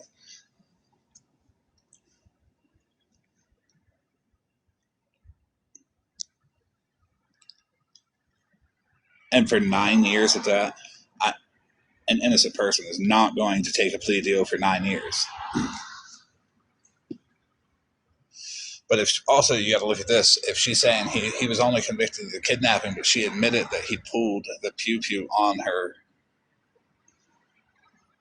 she admitted that he did what would be required for assault with a deadly weapon, but he wasn't convicted of that. It's all there.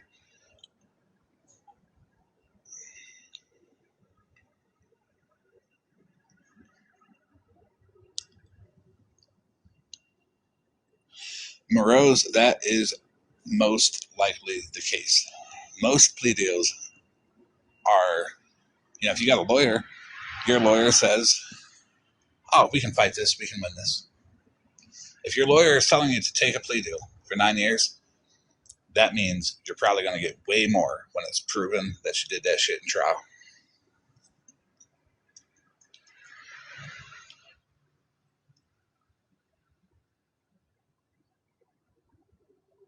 Nobody gets blocked around here unless you're weird like Fred Flintstone that hasn't commented, so I can block him. So being weird is the only Yeah. way. Yep. Well, then why am I not blocked? A weird in a different way. Okay, that's fair. In a bad way. Well, no, I'm just kidding.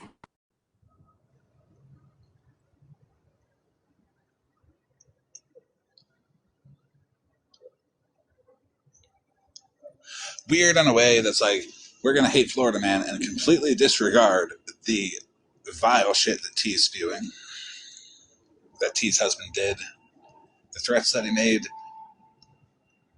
She's going to disregard that and be like, oh, fuck Florida man. Because we need him to be a villain. We can't have anyone else be a villain. But who's the real villain here? Did we all know that after SP got out of jail that Scammy Claus gave her a box and a platform to talk?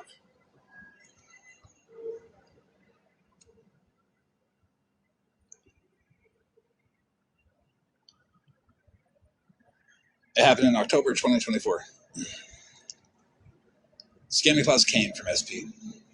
That was where Scammy Claus first hung out. That is where she learned how to do her shit on TikTok. And SP knows she's a piece of shit. Yeah, in October 2024, when SP got out of jail for that warrant, Scammy Claus gave her a place to speak.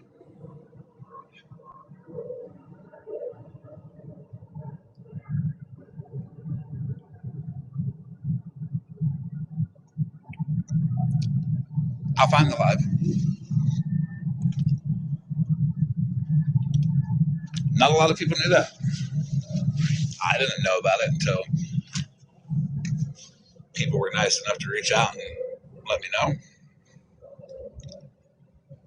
People who don't lie.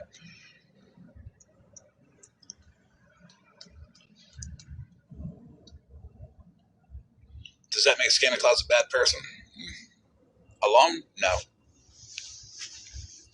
Constantly defending P3DOs does, though. Co-signing false SA claims does. Putting false DV charges on somebody does. Or saying they have them, them not having them. Claiming a truckload of FBI receipts are coming. That bitch got lost. It's been a year and a half now. And it ain't there. The agent, tattoos, and Cadillacs must have routed the truck to a different side of TikTok. Or maybe Gov has them, along with his service paperwork. That's a possibility, too.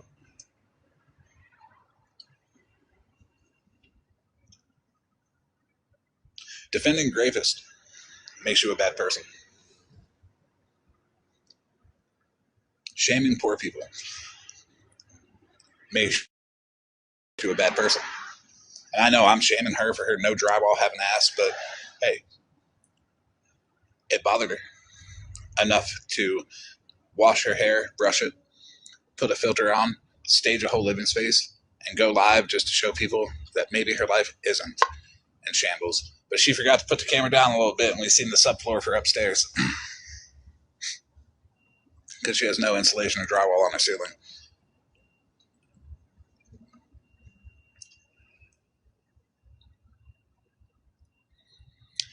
She put a piece of plastic up and pretended it was drywall, but it was warped. Drywall don't warp. It doesn't bubble like that.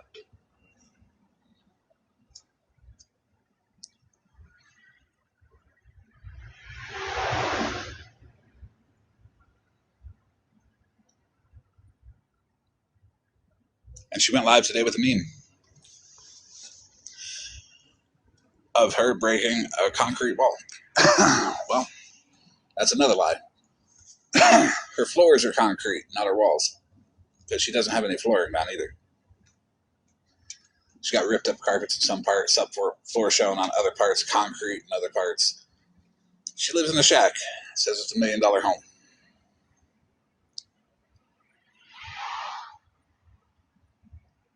Her brain is concrete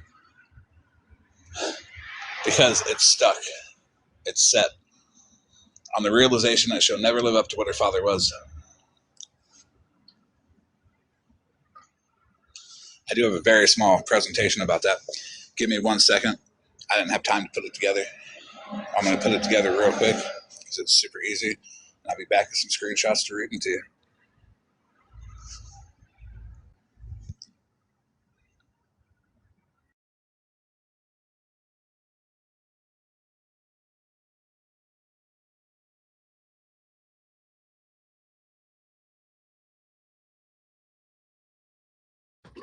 All right, everybody, go get your bathroom breaks, refill your popcorn and your water. We're staying hydrated. Yes, Ash, we listen and we tell the judge.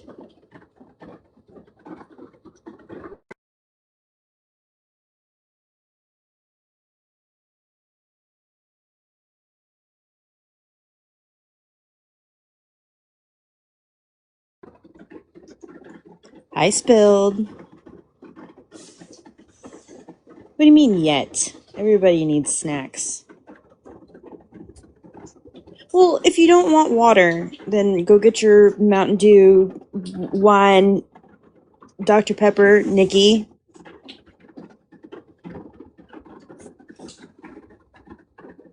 Thank you for the gifts. Okay, vanilla. Because you're supposed to give your kidneys a break, Karma. Ooh, you're slaying pizza.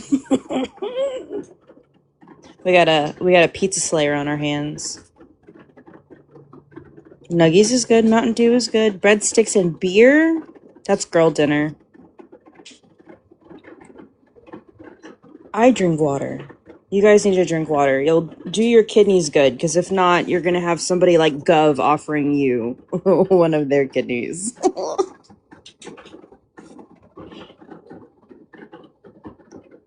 Yes, I do love cake.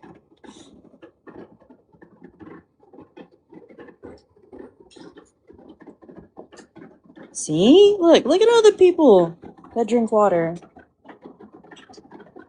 Yeah, Punk, you don't want a Gov kidney. It's no bueno. All right, Lex, you got the little trifecta going on.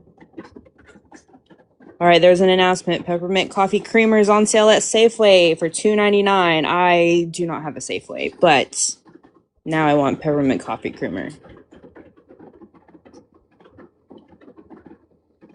Apparently, I may have a Safeway. I don't know. Mikey was like, let's listen to that and find out where all the Safeways are. And I'm like, what the fuck's a Safeway? And I looked it up too. And I'm like, huh, it's a grocery store. I've never heard of it. It's like some people don't know what a Sunoco is. I know what that is. But I'm going to do the screenshots. I had to come back to make sure I didn't, like, time out. Time out. Ooh, Albertsons. We got rid of all of our Albertsons. Is it Albertsons? Yes, it's Albertsons. I used to work for an Albertsons. Did you? I did, yeah. I got fired. Why? Not for what I did. They called me up in the office. They were like, we're going to have to let you go. I'm like, what for? And they were like, well, you know, you weighed out some stuff in the deli and you put more in afterwards. I'm like, is that it? They're like, yeah. I'm like, fucking bet. Have a good day. And I left. The whole time I'm like, ooh, good thing it wasn't for the shit I actually did, because that would have been a problem. I actually got fired from my first job, which was at a CVS. I was like 15, and I was taking people's receipts that had left them there, and I was returning items and then pocketing the money to buy cigarettes. I got in trouble and I was fired, so. You might be the reason CVS doesn't sell cigarettes no more. Ours down, oh no, yeah, no, they got rid of them not too long ago. Walgreens still sells cigarettes. Because Walgreens doesn't care about your health. I used to work at Walgreens. It was like the best job I ever had. I Whenever didn't do nothing. you didn't do anything. Nothing. They hired me to watch people steal at night. All right, that's fair. Have a good day. Yeah. And then I quit by not showing up. I got paid for a month and a half after that shit. Like some big ass checks too. Like they just didn't clock me out, and my payroll was still hitting. I didn't say nothing to them. Hey, let it ride. So whenever I worked at CVS, that was whenever they started taking down driver's license for the Sudafed. This guy used to come in and was like, "Hey, if you sell me 2 boxes and throw more boxes in there, I'll throw you some cash." I had no idea. I was 15 at the time, so I was like, "Yeah, sure, whatever." Then I found out he had a math lab because it blew up in the parking lot and caught the side of the building on fire. Listen, I was a very dumb, naive kid. I went to a Christian high school, if that helps at all. Like, I graduated in class of 15, so...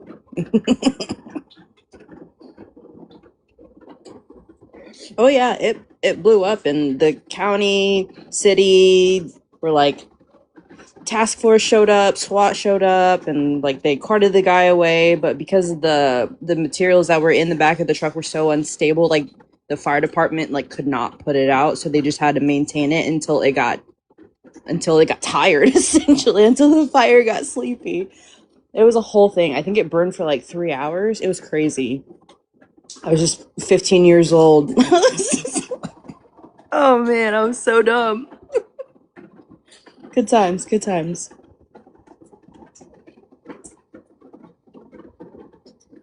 I am an angel, forever grateful. I do not know what you're talking about. You can ask anybody in these comments. I am a good baby. I'm a good noodle. Oh, Lex, we're getting a Wawa. I don't know what the hype is, but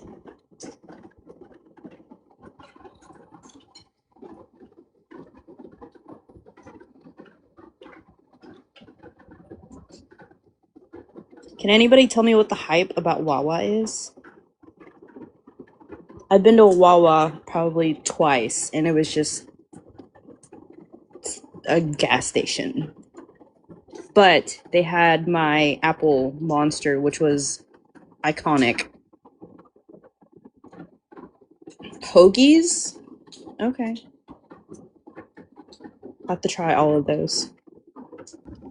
I don't know what the hype is either, honestly. Their food is okay, but it ain't. It's like Sheets. Their food is okay. I don't know what a Sheets is either. Um, it's a restaurant. It's a gas station with a little like restaurant in it, like QT as well. Okay. It's all the same thing. Just some of their food's good, some of it isn't, but it's not like spectacular. I think people just like to have something to feel like special or something. Like Wawa's not everywhere, so the people that have them look at people who don't have them and say you're really missing out, and then they hype it up so much that when someone finally goes to one, they're like, "What am I missing? I wasn't missing nothing." That's how I feel about pub subs. Or Publix in general. Now the chicken tender subs are good, I will flex on a motherfucker over Publix. but the rest isn't. I used to work in a public deli too. No shit. Yeah.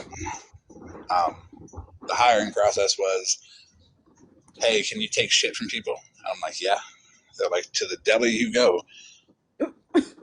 I'm always nice to the people at the deli because they're making my fucking sandwiches. I don't want spit in it. The fuck? People treat people in the deli like shit. Mm. Um, they'll like go get the manager and come back all cocky, be like, "You made my sub wrong. There's only one bite left," and then they'll sit there and watch you remake another one like an asshole. So I started being an asshole back. Um, someone did that to me, and it was a woman. And you have to suggestively sell something in another department. But this bitch had a mustache, so I suggestively sold her razors and shaving cream and told her what aisle they were in. The manager came back, was like, "Did you do that?" I'm like, "Well, yeah, I just, I'm trying to make more sales for the store." And he's like, "You did it on purpose." I'm like, and she was right there. I'm like, "What do you mean?" I'm like, "Oh, she has a mustache. Are you telling me she has a mustache and that's why I did that?" "No, I think people should buy that all the time." They couldn't do anything It's until it's a I quit. necessity. It's a necessity, yeah. And eventually they stopped fucking with me. They were just like, they would come up real nice and be like, "Hey, can you just remake this real quick?" I'd be like, "Yeah." People wanted free food. I ain't give a fuck. Just don't treat me like garbage. Yeah, I mean, I'm usually nice to the people that I have to interact with just because I know that kindness goes a long way. Like today, went and got a pub sub. And I was like, "Can I get extra?" They're like, "Well, it's like blah blah blah blah blah." I was like, "Oh, never mind." They're like, "You know what? I'm just gonna throw it on there and I won't charge you." I was like, "Yes, throw it, please." I would do that all the time. Like people would be like, "Extra cheese." I'd be like, "Yeah, it's like $1.50." They're like, "No, never mind." I would just put it on anyways. Yeah, that shit goes a long way. Did you get your Like screenshots? Oh. the hot subs that you can't get food stamps. If you told me, Mm. I would put a code sticker on it. I ain't give a fuck. There you go. But they would always try to do it, not tell nobody, and it would come back, and I'd be like, "They should have just told me." But I'm gonna get the screenshots. I'm almost done. Okay. Nikki's off work. Just in time for you to go sleepy night night.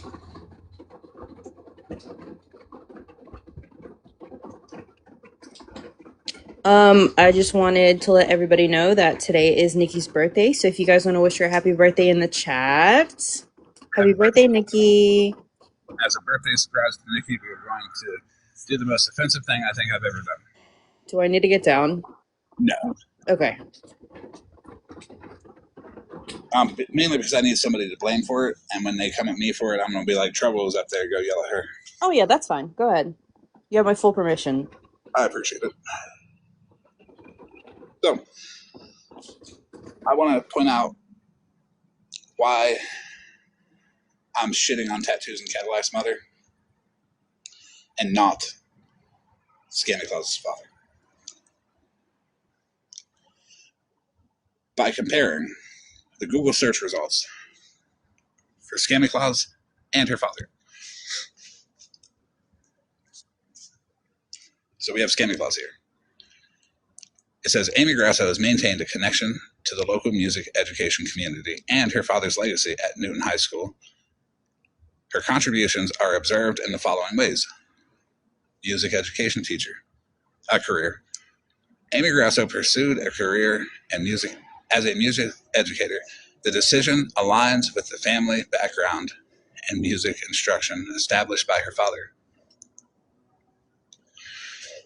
You might think these are good results. Doesn't say anything negative. Festival involvement. We'll get to the festival when we look at her father.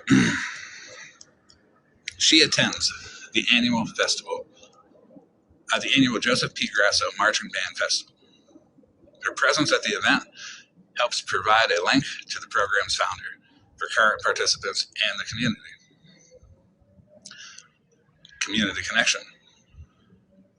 Through interviews and interactions with local media, she has shared information regarding her father's history and contributions, which help preserve the institutional memory of the NHS band program.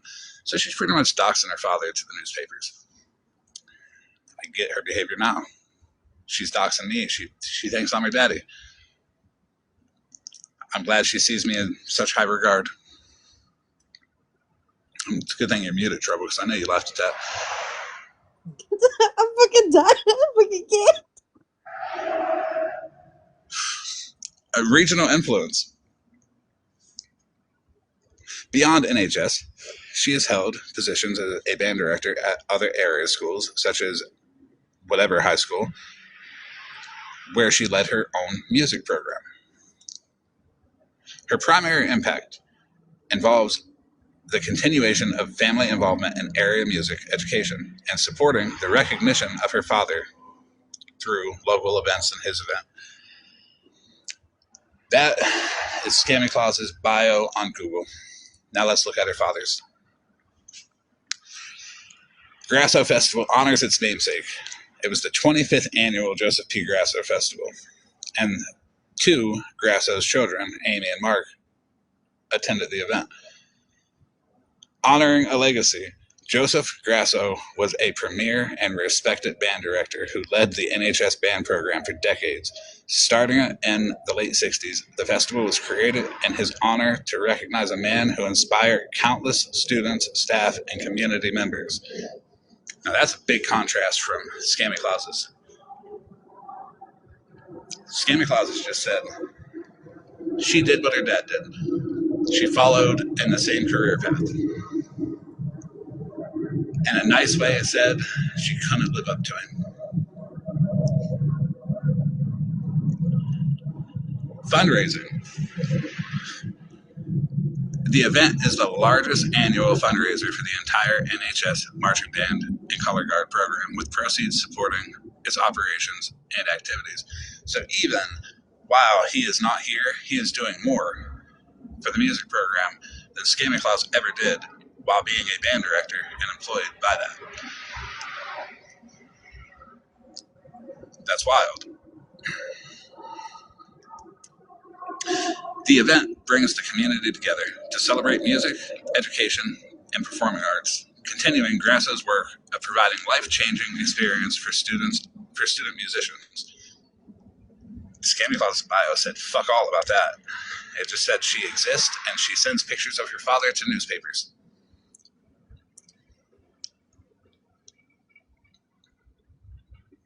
Community and competition.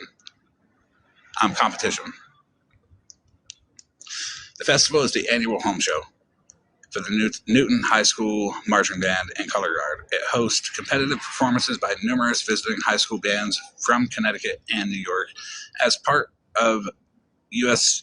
Bands competitive circuit, and includes a ceremony to recognize the graduating seniors from Newton High School. So when I say she never lived up to her father's legend, I absolutely mean it. Santa Claus never lived up to what her father was. Her father would never team up with somebody like Guardians of Valor and allow Guardians of Valor to do what he did, and probably, honestly, I think he split the money with her.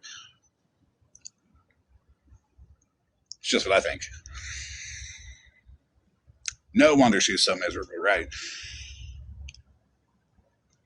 Imagine having to grow up with those expectations. And imagine you're on TikTok acting like the elitist that she's trying to be like with no drywall. And your Google results don't even add up to a fraction of the person you were supposed to live up to. He left a hell of a legacy. He did. For Santa Claus to not even be able to walk the path that he carved. She retired at 40 because she was defeated. She knew she would never live up to him. And I love saying that because it's true. And it bothers her.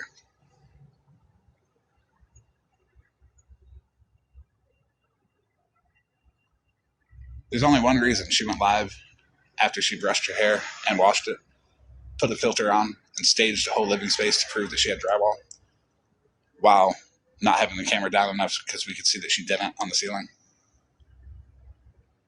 and put a piece of plastic up that was white that she thought looked like drywall, while she took 2 pictures and just set them up there in the most oddest way. It said I was right, that her real life is falling apart and she's ashamed to be in poverty that she is in. That's why she trashes people that are in poverty. That's why she doesn't care about what Guardians of Valor does. If any of the people closest to me was doing that fuck shit, you would see me dragging the fuck out of him. Sorry, people close to me, but I know people close to me ain't doing the shit he was doing.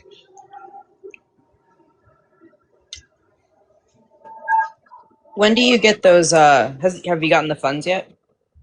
Not yet. Let's see, what day is it? Monday? We'll see if it hits today.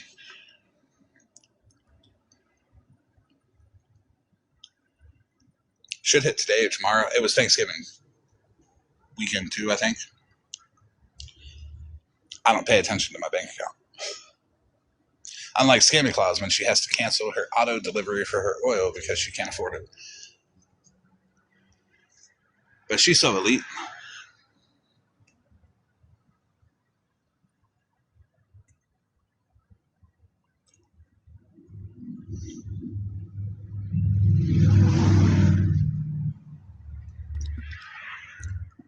I mean, it's okay to admit you struggle. I mean,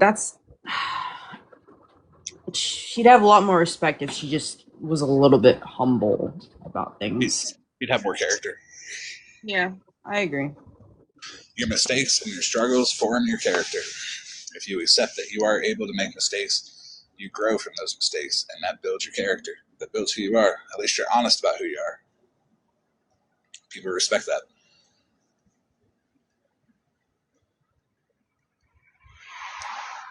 I'll shame Scammy Claus for her situation all day, every day, until she decides to be like, yeah, I'm going to stop shaming people on food stamps. I'm going to stop talking about Snark's kid. I'm going to stop thinking I know everything.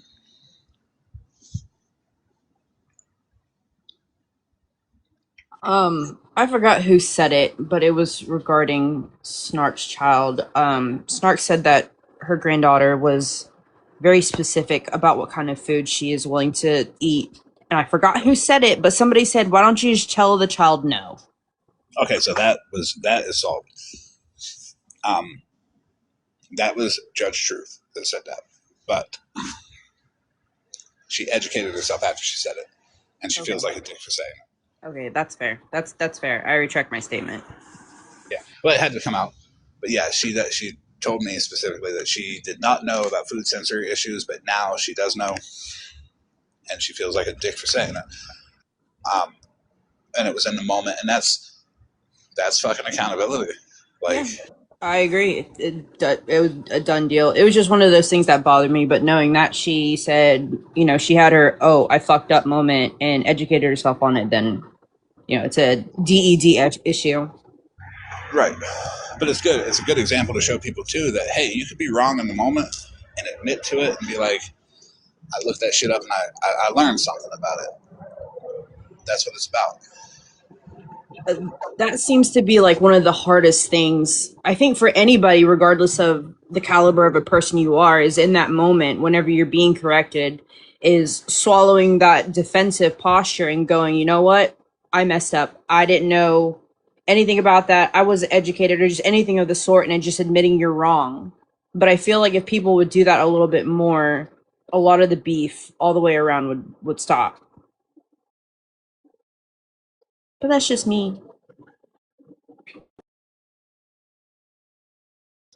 So yeah, there is a lot of that. I would stop a lot of that. When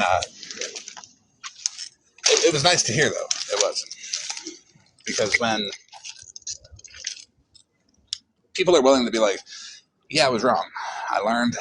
It's refreshing. You can't learn online in the middle of the conflict though. You have to give that person time to realize, and conversation sometimes to kickstart it.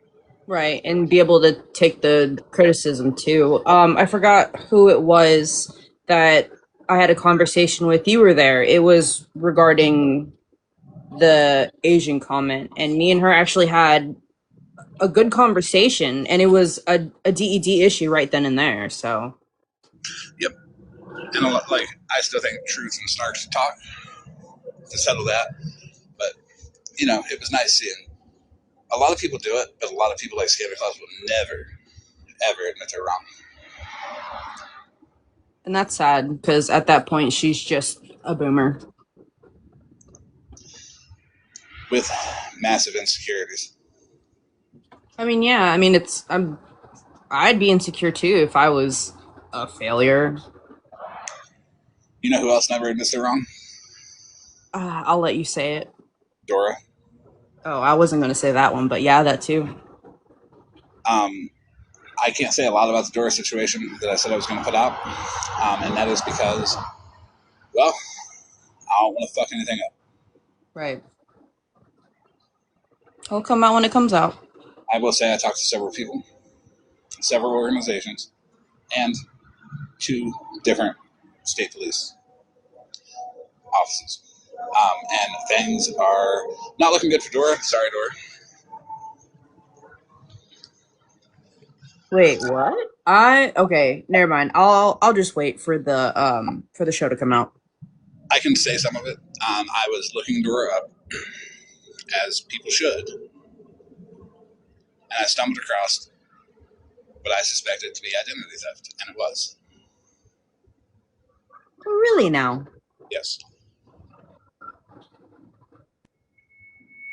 I have the recorded phone calls. I have with the people. I have one of which actually got a call about it a couple years after it happened. That's going to be interesting. Did anybody know that she worked for a cash advance place? No, I don't follow her or care enough to to know that.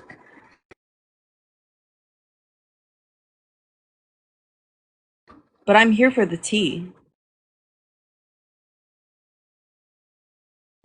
Yes, she worked for a cash advance place, and she also worked for Optum Health, which is not the United Healthcare that she said she worked for. I can say that the cash advance place went out of business, sold all of their assets last month, actually.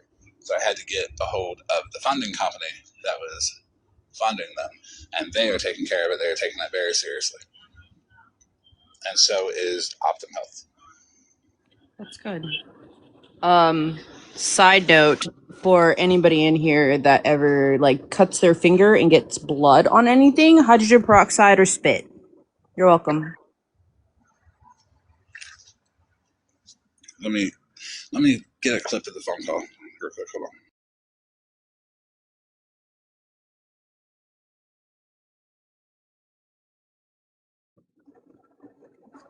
Mainly because I just can't say things and not show at least something to back it up.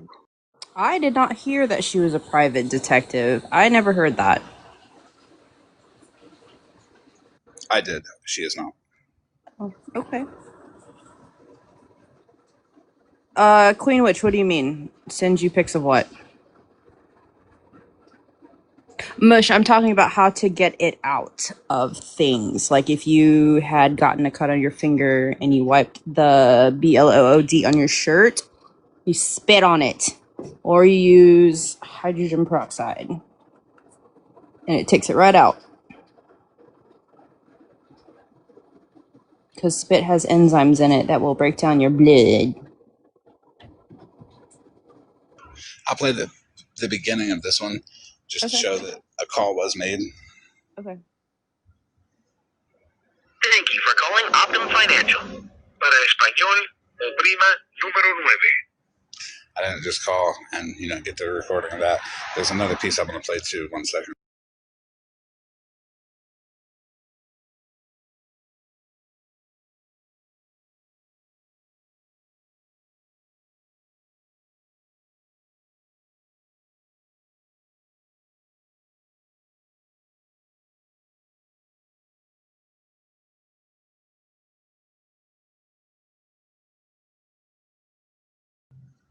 Thank you for. All right, here's this one. Have you ever noticed anything weird like on your credit report? I got my identity stolen a couple years ago. What was like? How did you know it got stolen? I got a call from the government. So I got 5 calls with individual people.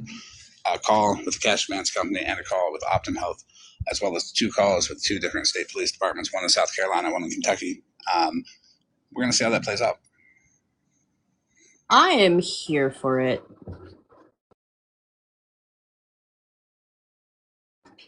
Karma, I can speak enough Spanish to get me to the bathroom. That's it. And I took 2 years of Spanish, so.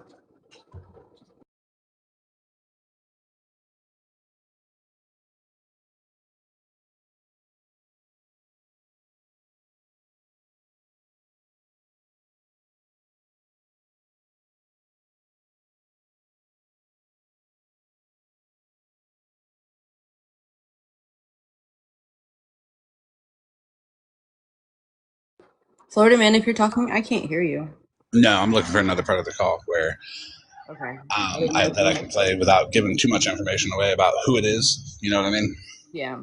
I mean, just you can keep the masses guessing.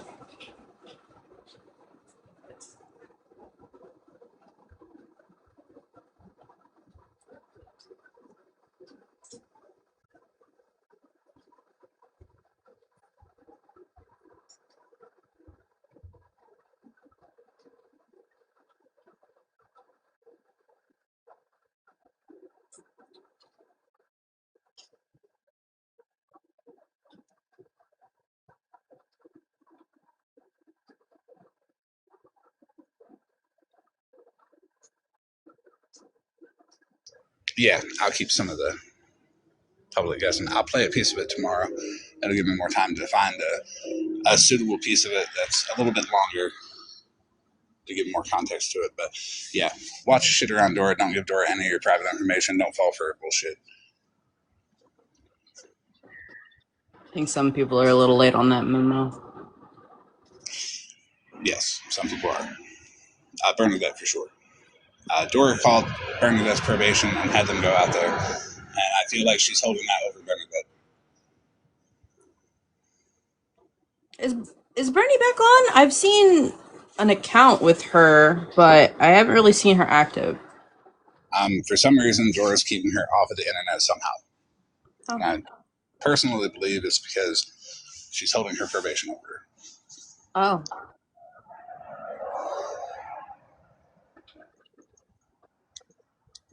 OG wants a recap. He's a piece. He's a piece of shit for victim blaming. She's defending her husband by saying it's the victim's fault, pretty much, and that the victim lied, that she spoke to the victim. She's a piece of shit for that. She changed her story about the pew pew.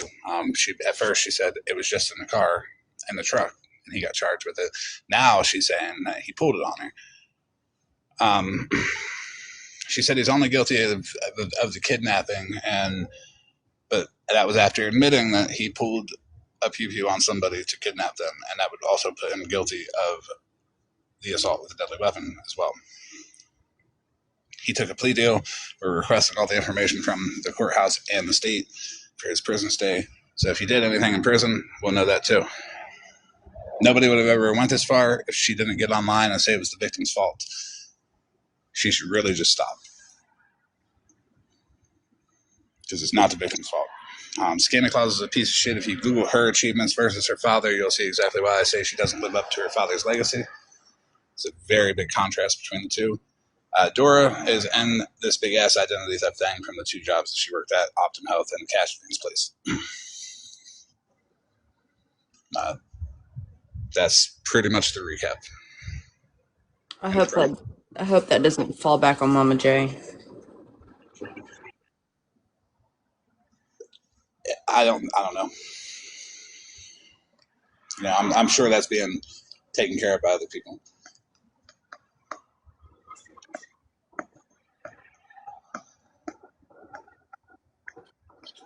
There's a lot of rumors about that too. So, you know, once one thing gets put out there, a lot of shit will come out. Usually always does, so usually falls like dominoes.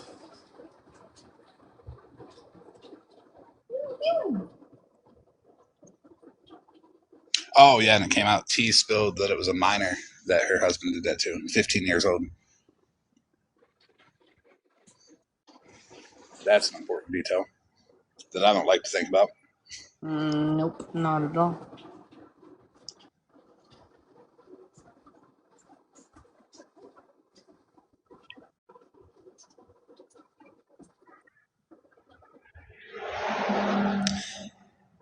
Oh, and Rem didn't know.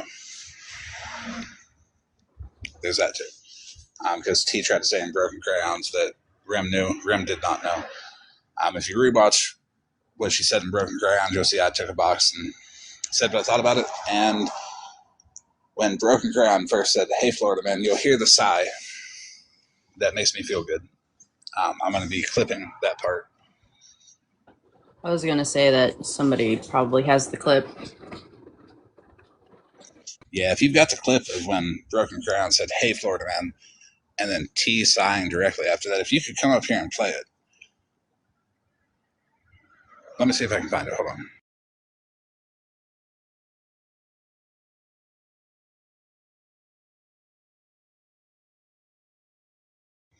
on. Brought all what, KT?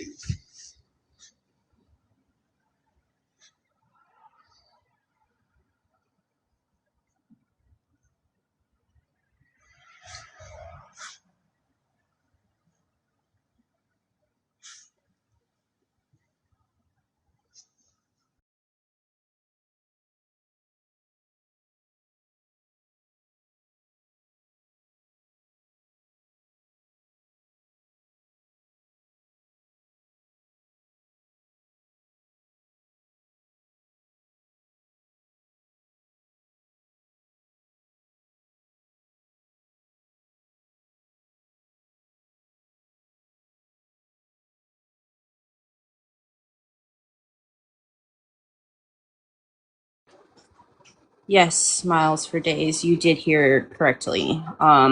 He did not go into detail about it, but something's fishy.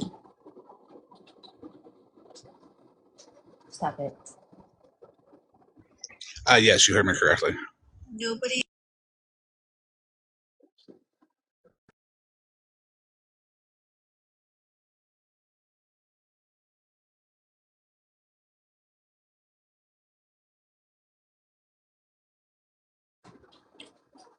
Karma, he's coming on and off. I don't know what all you heard. It might be Florida Man and his Waffle House Wi-Fi. Wait, does Waffle House have Wi-Fi?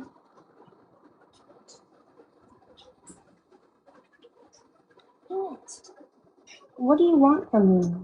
Okay, I'm gonna play this part. The assault with a weapon was because he had a firearm in the truck. Hey, Florida Man.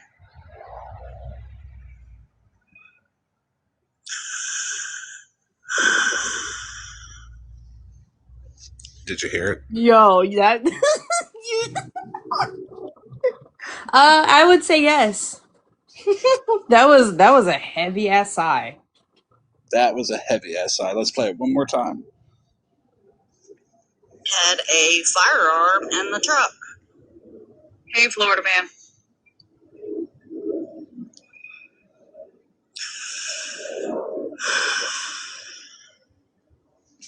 That is gonna be my ringtone. That was an intense.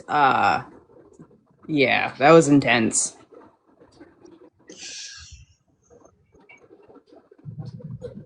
That says fuck. I can't argue this, so I'm gonna drop it against the box. And then I dropped out of the box and she got back up there and acted like I was supposed to get back up there or something. Nikki wants up. I will be posting that portion of the live, the Hey Florida Man to the side. I will be posting that. Remix it. I will be remixing it too, yes. Hi, baby. Hi. Now that I can talk and I ain't got rude people calling and being needy, so back to my question. I'm still trying to wrap my head around this. How the hell is that an aggravated assault charge? Because I caught an assault charge. It was dismissed, but I still caught an assault charge. And that was because I had to physically put my hands on the bitch. So I'm confused how riding around with a pew pew is an assault charge. She changed it. Now she said that he pulled it on her. Okay, so that still don't make sense. An assault charge is assaulting someone, right? That's putting your hands on someone. That was an assault with a deadly weapon to commit bodily harm charge. Aggravated, yeah. So pulling a weapon, pulling a pew pew on somebody to kidnap them, it would technically, under Texas state law, be considered assault with a deadly weapon because of the intimidation and all of that. Okay, what about the bodily harm? Well, mental state is bodily. I believe that's why it's sufficient enough. If you pull one on somebody and kidnap them, that's bodily harm through mental, for sure. But simply Okay. pulling a weapon on Okay. somebody is assault.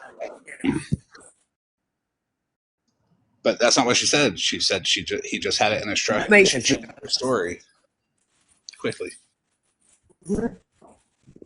So I had the truck. That's where I was confused. Oh, just a simple. You're cutting in and out. Oh, look, I'm at home. My Wi-Fi's good. It must be yours. I'm I just can going to hear blame it you, on you. so it's got to be Waffle House Florida Man Wi-Fi. It's your Wi-Fi. Don't blame me, Florida man. So, like, I had it was just a simple assault. I mean, hell, all it was 12-hour cooldown spell, 1129 probation. Uh, Misdemeanor. And I had to physically put my hands on the bitch and whooped her ass. And then, I went to jail. So, I mean, I couldn't wrap my head around how riding around with a pew pew in your, picking her up or whatever she said, and in the truck just did not make sense to me at all. Well, she said that he was charged with kidnapping because he took her to school. The fuck? Okay, Yeah, so now that leads to my next question. How is taking a child to school kidnapping? according to Texas statutes, it's not. They would never charge somebody with kidnapping like that, aggravated kidnapping, for taking somebody to school. Nor would they charge somebody with assault with a deadly weapon if it was just in the vehicle. But her Exactly. story changed, and that's why we're requesting the information from the district court in Wichita County, Texas, and the state prison system to Thanks. just put the I facts need to out. see this because it's not making sense. Um, because my next question is going to be, sorry, Miss Justice. So my next question is going to be is why did you kidnap her in the first place? The first two SA charges, most likely. Yeah. See, that's where I was leading to, but I'm like, I was trying to give the benefit of the doubt there, but you know, why kidnap her? What was the point?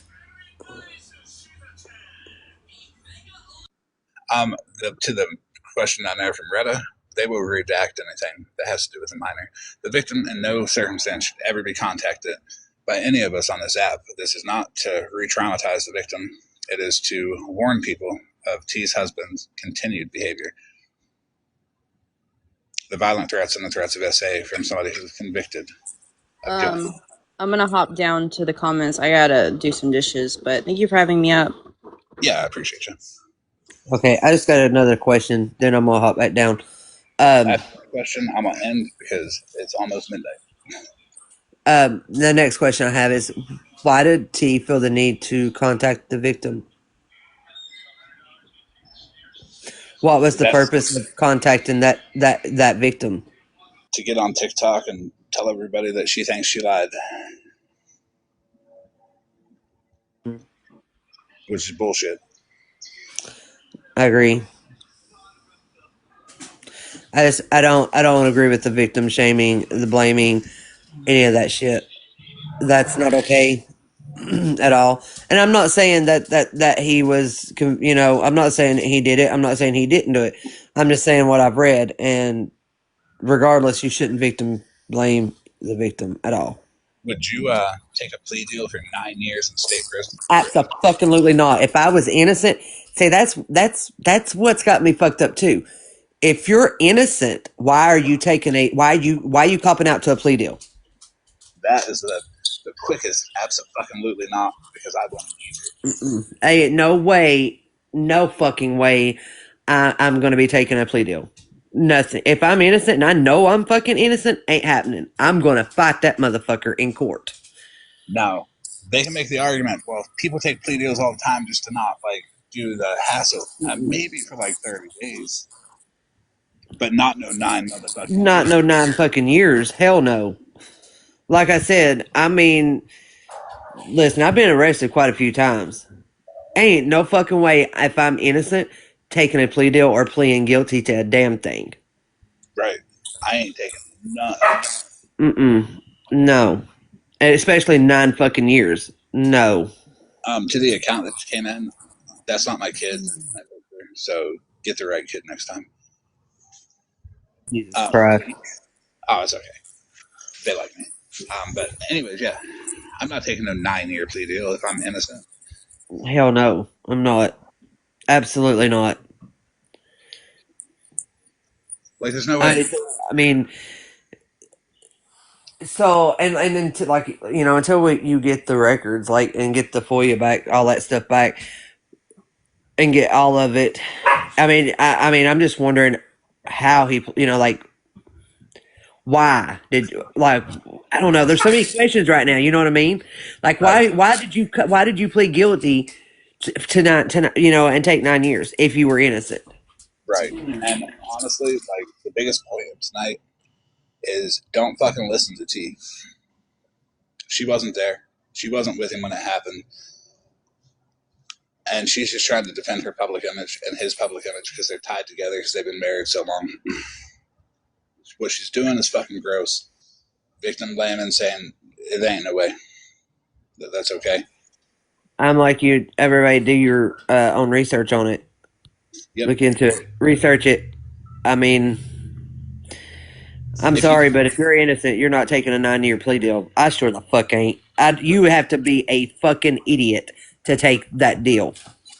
and if anybody wants to request the information for themselves, DM me. I'll give you all the information that you need to request that information for yourself, so you can get it and you can see exactly what the court says to you. That way, you don't have to rely on everybody else putting the information out or miss some of it. I agree with that. So where is Dora at with this? Pretending to be other people with identity theft, probably. Okay, wait a minute. I must have missed a chapter some fucking where. Yeah, Identity.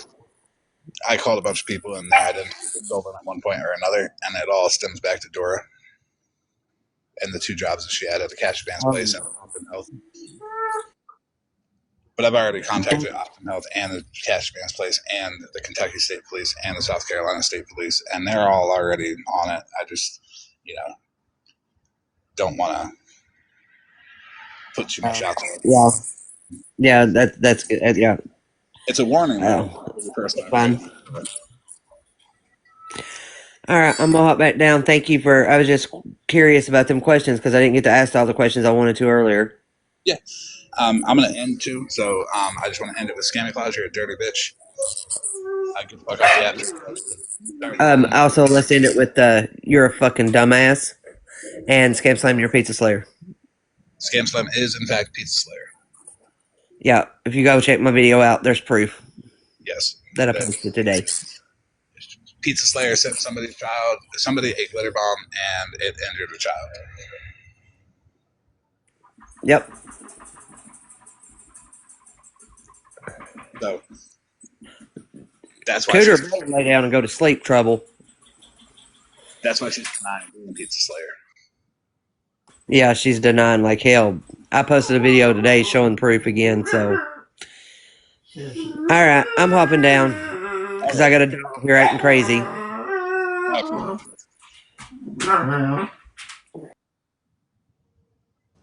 Notice that's the sound of a fed dog. Unlike Teddy, who doesn't feed his dog. But I'm also going to end too, because it's, again, almost midnight, and I'm a little under the weather, and I'm going to get some rest, and I'll be live tomorrow, probably, with more shit. At minimum, to remind Scammy Claus that she's a dusty old bitch. Because that's fun. What's more fun is to remind Scammy Claus that she never lived up to what she was expected to live up to, because she's a weak person. She needs to start accepting her mistakes, acknowledging them, and applying them to build her own character. Not taking the easy route and getting online and saying, I'm better than everybody. Because you're sitting in a house with no fucking drywall. And unfinished drywall in spots. No heating vents in some rooms. You had to cancel your oil delivery because you couldn't afford it. And that says more about you than the people that you try to shame. But everybody have a good night.